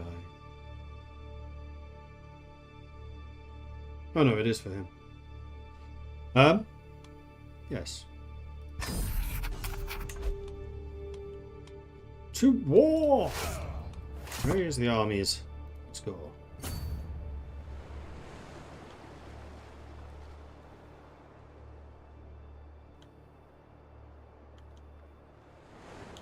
Probably land here, actually. Are you going to go and fight them? You are. Injured, my mortal body. Captain of peasant, high or low, it doesn't matter. In the end, we are all mortal. I was reminded of this as I woke coughing in the early morning hours, a dull ache pounding through my head and throat. My body is racked by shivers and weakness, my head leaking from every orifice. I heard that wheezing from across the camp, my lord, Euron said. My physician pokes her head into the tent. Should you require it, I know a fair number of suitable remedies. I am willing to try new things. No, I'm not. I'm a zealot. Too late for caution. I trust you. Balance my humours. Good. Euron insisted that the only cure for my condition was to be naked midnight run. During the next full moon, she forced me to undress and sprint through the wilderness. Do not stop until your legs give out under you, she yelled after me. Expel the evil through your sweat. The treatment was almost as unpleasant as my symptoms, yet it seems to have been effective. While I'm not fully cured, I feel much better.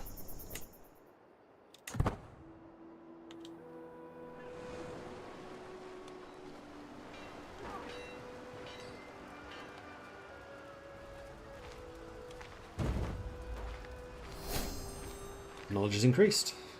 Gained novice physician. Wait, you weren't already a novice physician? And I trusted you? Ah, we've got the baggage camp. Good. So, if we go and take a look at the baggage train, rather, not the camp. We can see the internal upgrades. And the one that we needed was the portable shrine, which will cost 60 ducats. Unlocks the demand conversion interaction. Unlocks the camp priest officer. Ooh.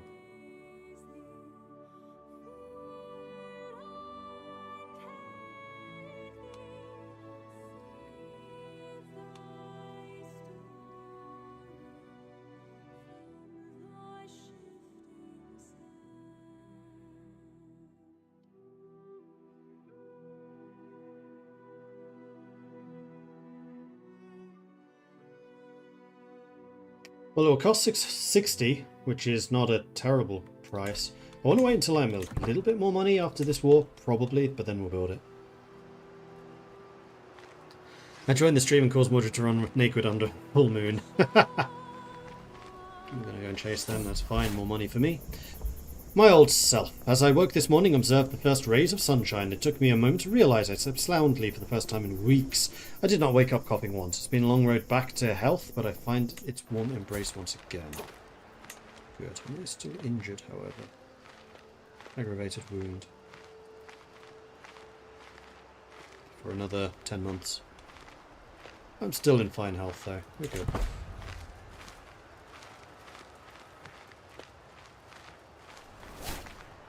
Son Haston has learned Saxon. Excellent. Also...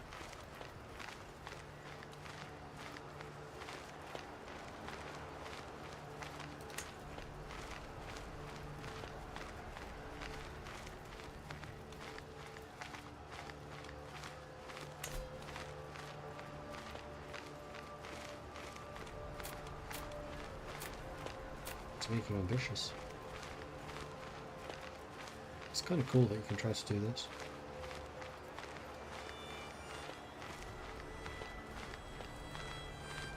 This will stress me out though, and also cost me prestige, which I don't particularly want to spend.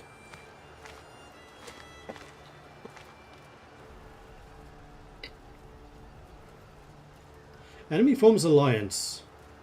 High Chiefess for Spellbird's new ally, Mistress Helena. Oh, Helena, not Hasala.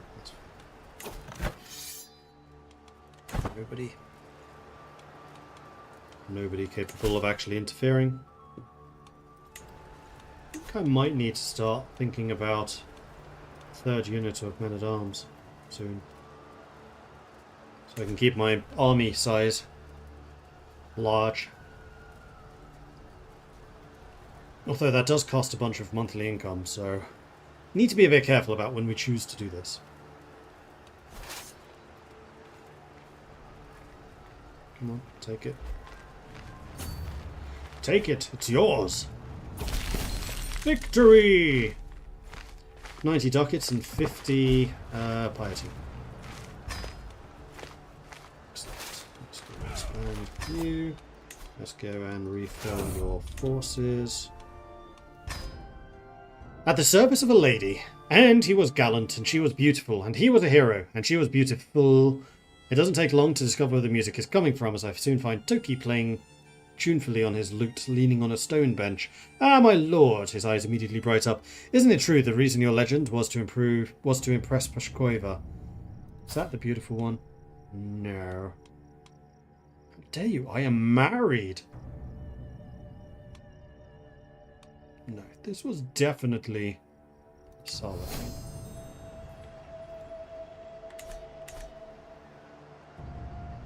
And with that done, the legend has changed text.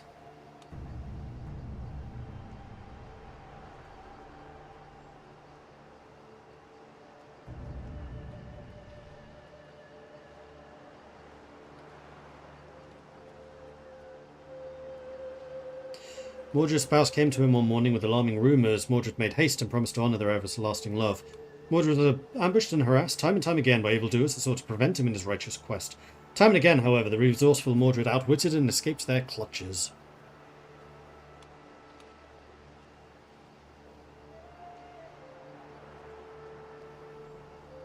So I can complete the legend.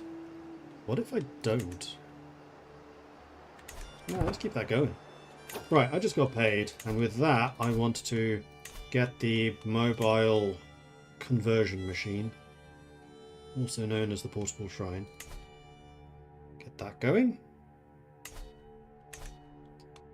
And then let's see if there's any other jobs. So we can settle a boundary dispute, we can support a faction. Are there any others? No, just those. I would still like to try to buy some armor in Hamburg one of these days. And also, we should probably just travel a bit, try and do some conversions. Maybe travel down to Paderborn, see if we convert the capital, sorry, the Asatru site.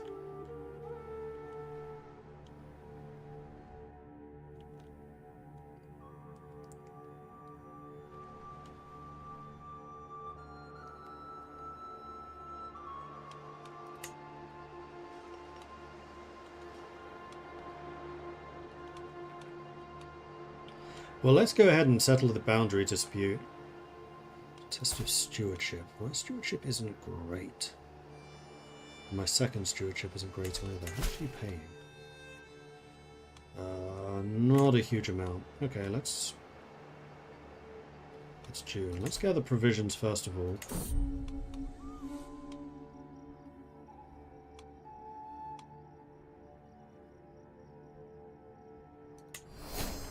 $600. That's okay. Also managed to get one of the hammers from the Lord of the Rings mod used to forge the predecessor to the One Ring. Yeah, seeing how some of these mechanics and things are working, I can definitely see how the Lord of the Rings mod would be good. I can also see how Anbanar in CK would be freaking amazing. Like adventuring parties actually being adventurers. Ooh, that would be awesome. Alright, let's move camp to Paderborn. Let's go.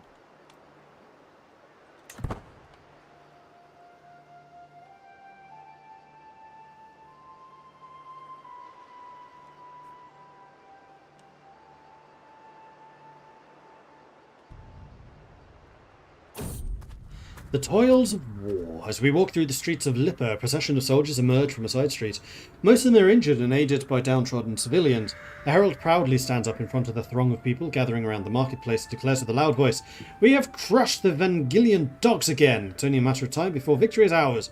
And yet the celebratory word pales when looked at the injured soldiers and their grieving relatives. So we can donate some coins.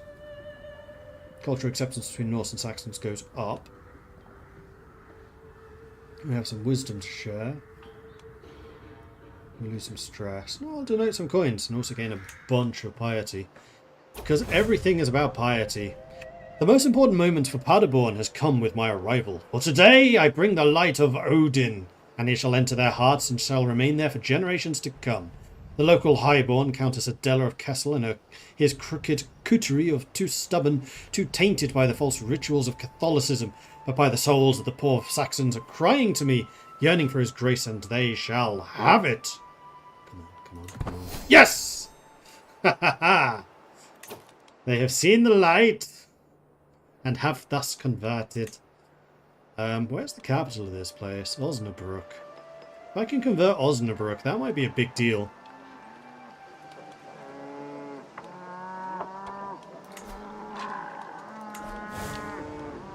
Let's head down to the temple grounds. There is a certain peace in the temple square, despite there being a lot of commerce, Godar and helpers around. A magnificent temple poses in the middle. Off to the side are spot signs with healing claims, as well as an annex garden for the quiet contemplation of Odin.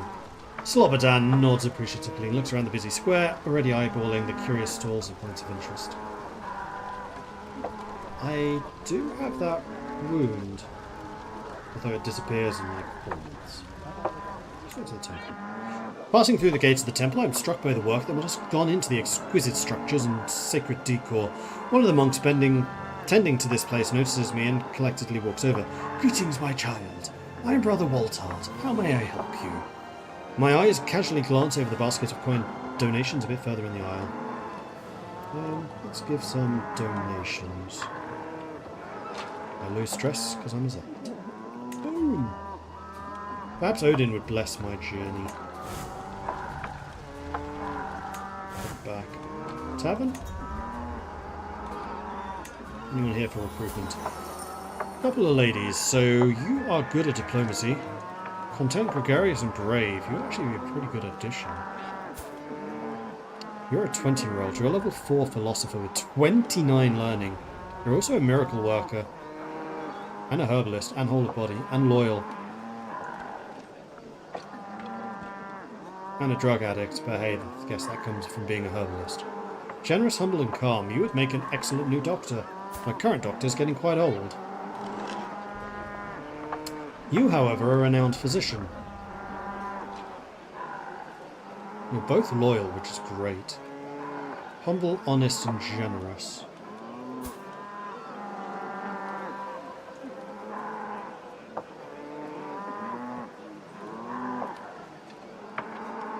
You're both loyal. I think I want to hire Swanhilda. These expensive. They're both are. Alright, I have 2 months to make some money.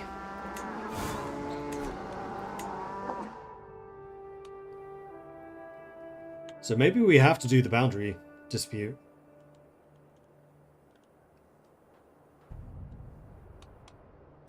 However, one thing I am going to do is I'm going to switch out Jorun, who is now in ill health, with Svanhilda.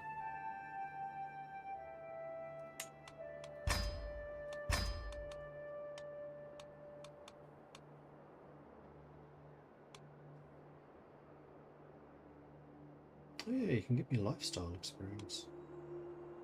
You can also increase my piety gain. I gain 20 a month? Wait, what? The Blessing of Resilience is an 8, which is then modified by all of the massive modifiers I have. Okay. Interesting.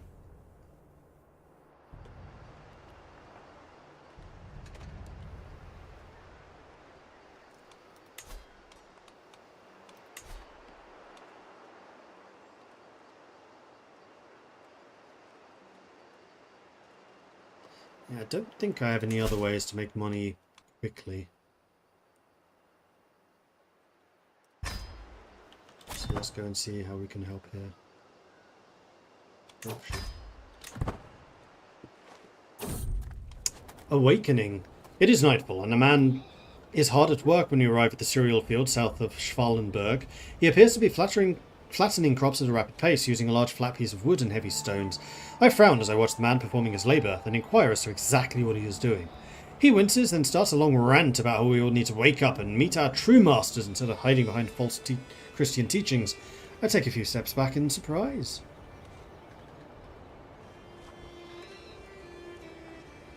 So I guess he's a heretic?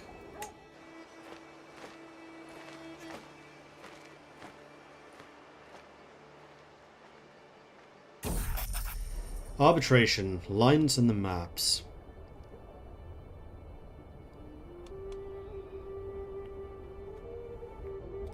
I don't want to lose Svanhilda, because that's 4 to 8 years, which is a horrible amount of time. I will actually take the stress here.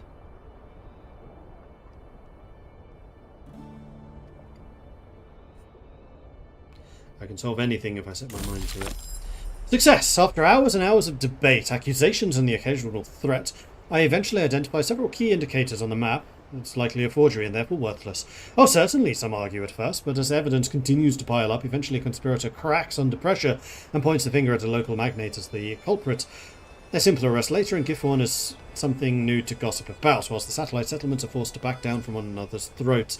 With tensions diffused and things well back on the way to normality, Egbert gratefully hands over the coin. And there I have settled my debts nice and quickly, and also... Old chum, you guys can give me money.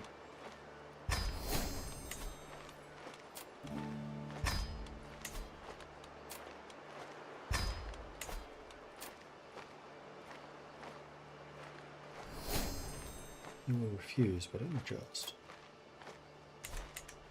Okay. I had forgotten that I could do that, and now I have plenty of cash, so that's good. Danger! Sticks in the wheel. Rocks! I hear Dolf shout out in panic. Soon thereafter I hear a loud cracking sound, like that of wood breaking or of my patience finally snapping. I step out onto the mud to see the splintered remains of a wagon wheel. My wagon wheel. I'm sorry, my leader. It was my turn as lookout and I fell asleep at the reins. We're going to be late. 75 days. Scout for talent, a willing follower. I come across a woman while passing through Cell. She is reserved and looks disappointed as I approach. Greetings, my name is Radka. I'm a porter. I like to claim that I carry all of Cell on my back. I package and transport all manner of objects, pottery, foodstuffs, weapons, you name it. I'd be willing to join your camp. A few coins would be enough to lure me away from this place. 50 coins. Do I have a headquarter? I don't. But I could.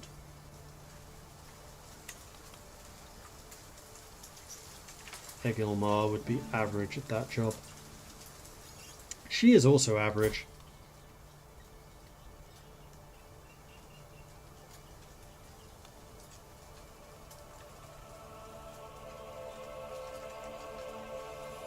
I wish it said somewhere what skills were actually needed to determine the aptitude.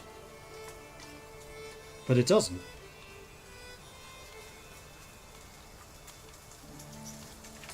Ah, yes it does. Martial and stewardship.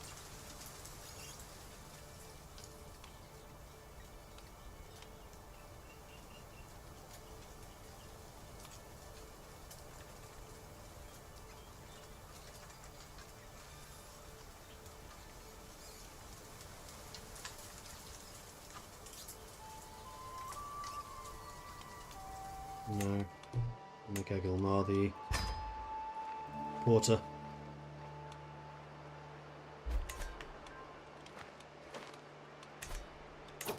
Home sweet home. Adalbert is converted to Asatru.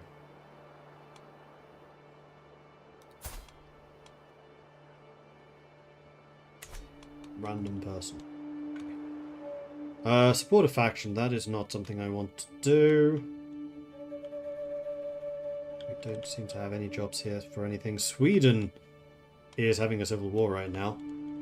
I know someone that has an army that you could hire. I'm just saying. Oh, England has appeared.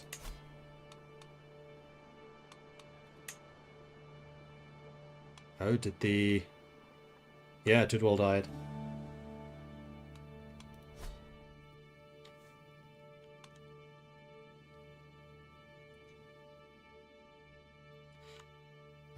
I think I'm probably going to need to head to the village square to see if there are some more missions I can take.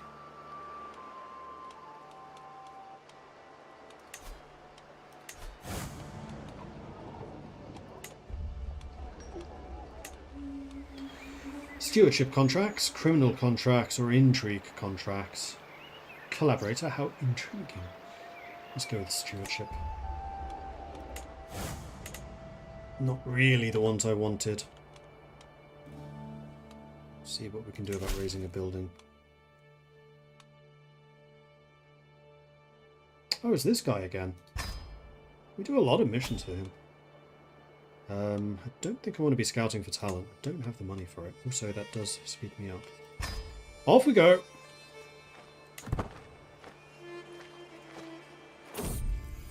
Learning from example hastens at the age where a child observes everything and anything around him like a sponge soaking up water.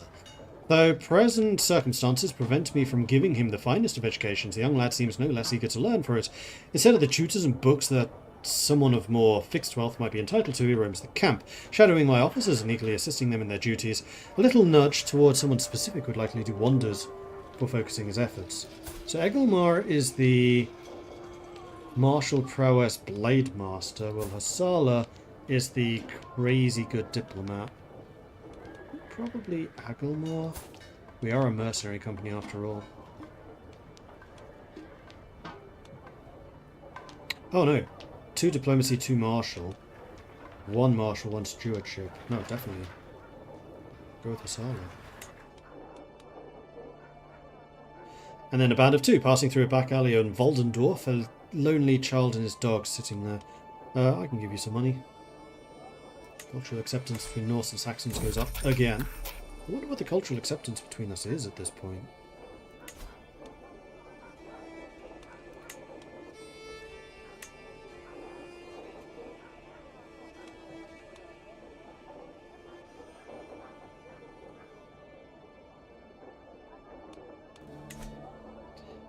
The plans for Prince Bishop Haramel's construction are perhaps a little lacking in forethought. At least that's how it looks to my band and me. Little wonder that his draftsmen run into issues. Still, that shouldn't be a problem for us. We know what he was trying to build. We just need to work out exactly how to do it. And we're semi-skilled professionals, of a kind at least. Balanced.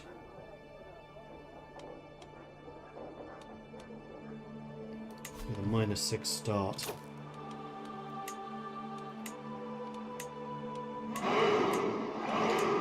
Bjorn is really good as the planner. Swanhild can be the bailiff.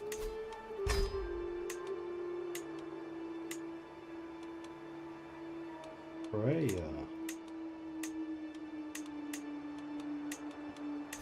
The false Bear Dark.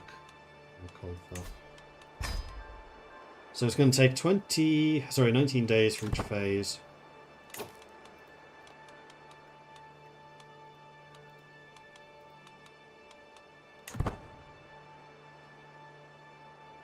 But I actually quite like these longer term schemes. They're a cool system. Right, I also don't need to be strengthening cemeteries anymore.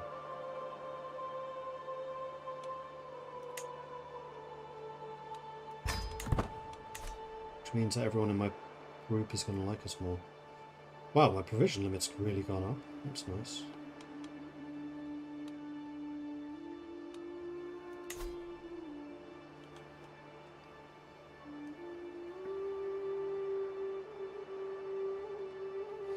This one will take us a little while, though. A couple of months, even.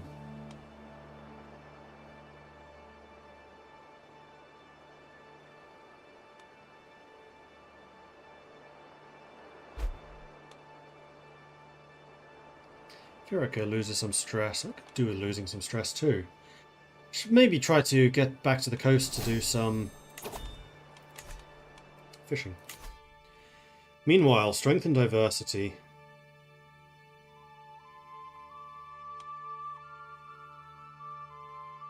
Oh, hang on.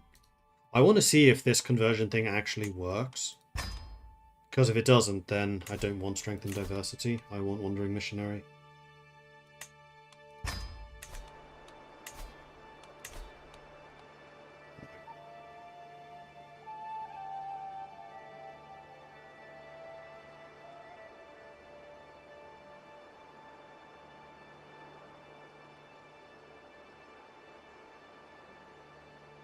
Because fervor is really high, heresies are unlikely.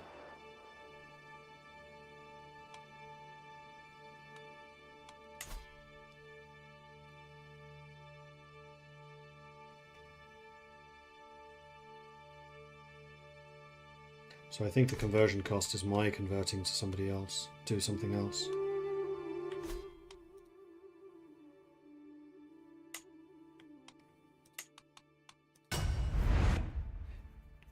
In which case, we'll take the other one, the Wandering Missionary. And this actually reminds me, I need to try to convert some of my own people now that I have the mobile shrine.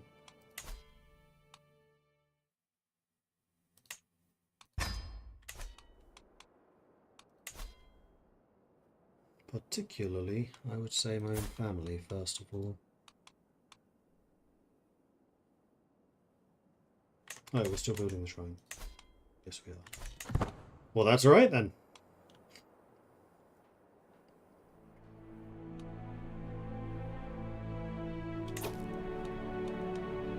So what did this do?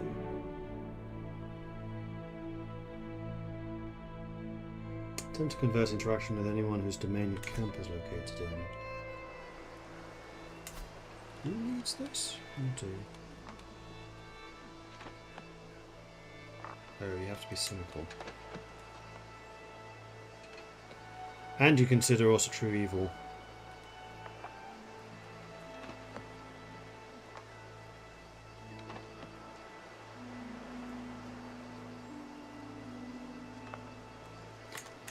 So not very likely to convert Catholics. Italy seems a bit displaced. Oh, there. Yeah, I see what you mean. Meanwhile, 62%. I think we do want to get all the way up to 84. We'll be able to do a 10 advantage scheme at least, so we'll get up to 94. No. 89. Mysteries of the Heroic Sagas. My son Haston's little friend Heribert have taken a copy of the Heroic Sagas from the study and brought it into the playroom, and completely ruined it. Torn pages, footprints in the cover, no respect whatsoever. It seems as if Haston didn't care for Word of the Divine. Haston becomes cynical. Haston should not be cynical.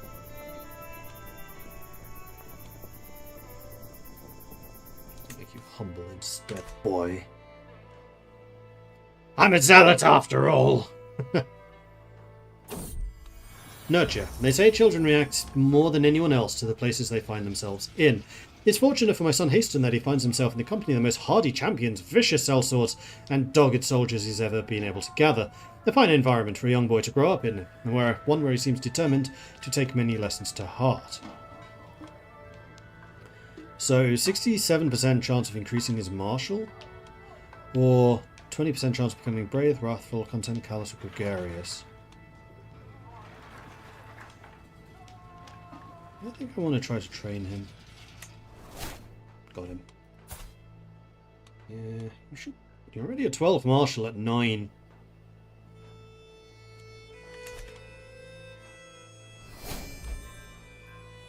I'm no longer wounded. Excellent.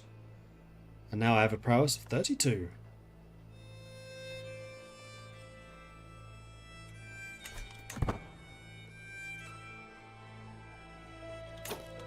And there's the 10 advantages. So we should really execute this scheme at this point. Success! As ever, my band and I are models of efficiency. Construction was swift, the results sturdy and memorable, and even though Haramel will need to continue our good work, we've given him everything he needs to do that. Weighed down by well-earned pay, we make ready to leave. We have a long path ahead of us, yes we do. And we also have enough provisions now to move on. I don't think I want to settle a dispute. I was going to say let's go up into the Netherlands, but I'm seeing Jarl Snorri's flew up there.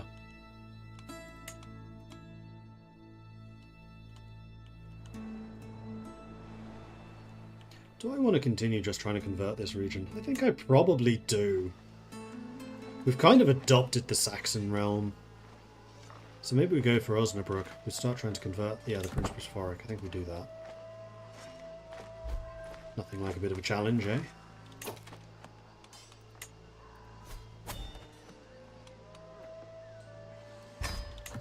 Off we go. Brunhild is converted. Successful! Haha! It's spreading. It's spreading! And the more that we spread Asatru, the more Catholicism is going to look weaker. In fact, it has a fervor right now of 38%.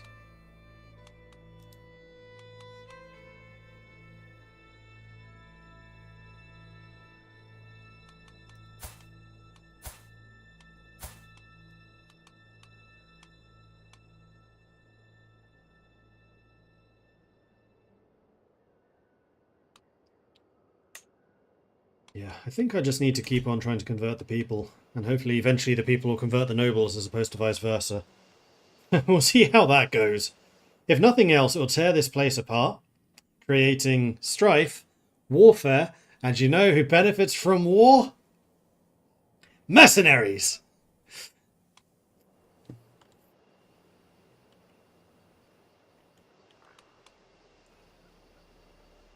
Is there anything I want to do here in the meantime? Like, do I want to look for contracts? I think I probably do.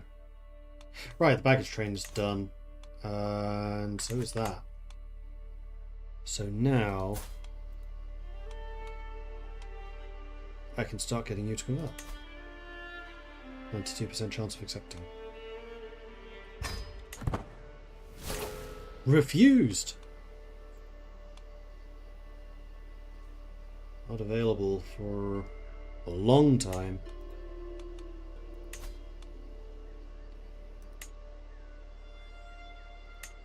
What hook do I have on you? Who cares? Do it anyway. Innocent voices. My brother-in-law Toki receives me with a generous smile in his library. My lord, in our efforts to write down your legend, we've thought of sending some children around the markets to praise the deeds of Captain Mordred of Mordred's Marauders.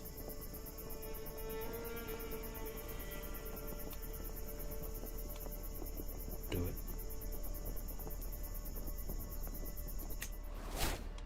My words are convincing. Excellent.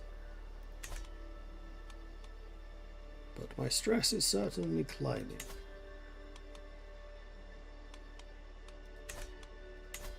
So my income has gone up. Is the baggage train earning me money? No. No, just the barber's tent, which I'm kind of wondering if I should try to upgrade, because it will increase the amount of cash we make.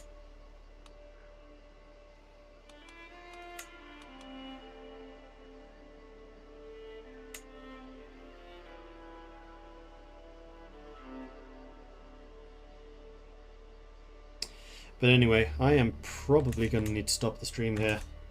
And we will go on next time and continue our mass conversion attempt and see how much of the world we can turn to the light of Asatru now that we have reformed it through totally legitimate means. And I can continue getting the piety. How can I convert quicker? There definitely used to be one of these that let you do it faster. But it kind of looks like maybe they've removed it.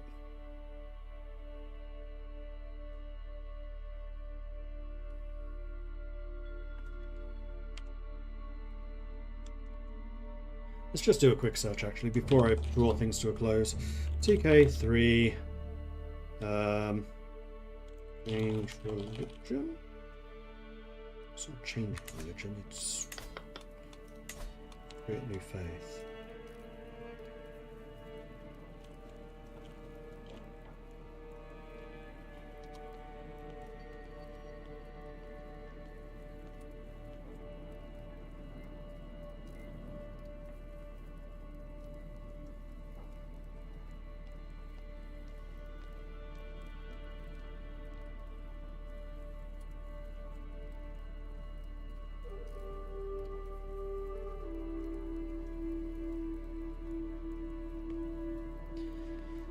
When religious enthusiasm is 50%, the cost of creating a faith will also be reduced. So yeah, I think it is because of the high... Wait, it's changed. Why does the cost come down? Because now I'm a wandering missionary with minus 50%. Faith creation and reformation cost. It was right there. Okay, so we have it. Qu'est-ce que c'est? 2,800. We're 400 away. That's totally doable. Sweet. Well, that's something to look forward to next time. Getting the whole theologian tree and asking rulers to convert works pretty well. Yeah, that is something we're going to need to try to do. But I'm happy that we're already starting to establish a little bit of Asatru in the Catholic realms, and we'll just basically keep on chipping away at that. How old are we? 30. So we're still only 37. Like, there is a lot we have yet to achieve, hopefully, with Mordred II. Anyway, that is going to be it for me. So thanks everyone for watching. Hope you enjoyed this. If you have, be sure to hit that follow button so you get notifications when I'm live again in the future. If you've really enjoyed this and you want to support the channel, please do consider subscribing. Helps the channel out, lets me do more of this kind of content. Or you can, of course, check out the Patreon at patreon.com/MordredViking. I do have a YouTube at youtube.com/MordredViking, and also a Discord, which is where the community hangs out. Thank you to Vidius for posting all of that in chat. If you're on the UpTubs, you will find it all in the description below. Speaking of which, if you're on YouTube, you should subscribe because it's a cool thing to do to the channel, so you also get pinged when new games go live. Hang on, wife is pregnant again? Huh, it's been a while. Because he's 9 already. I was wondering if we were just not going to have any other kids, but no, apparently we are. Good. If you're on YouTube, think of subscribing, or if you're really enjoying everything here, consider becoming a channel member. It really does help out, lets me do more of this kind of stuff and keep it going. But otherwise, yeah, that's it for me. I will be back again next weekend. Until then, thanks everyone, and I'll see you then. Bye-bye.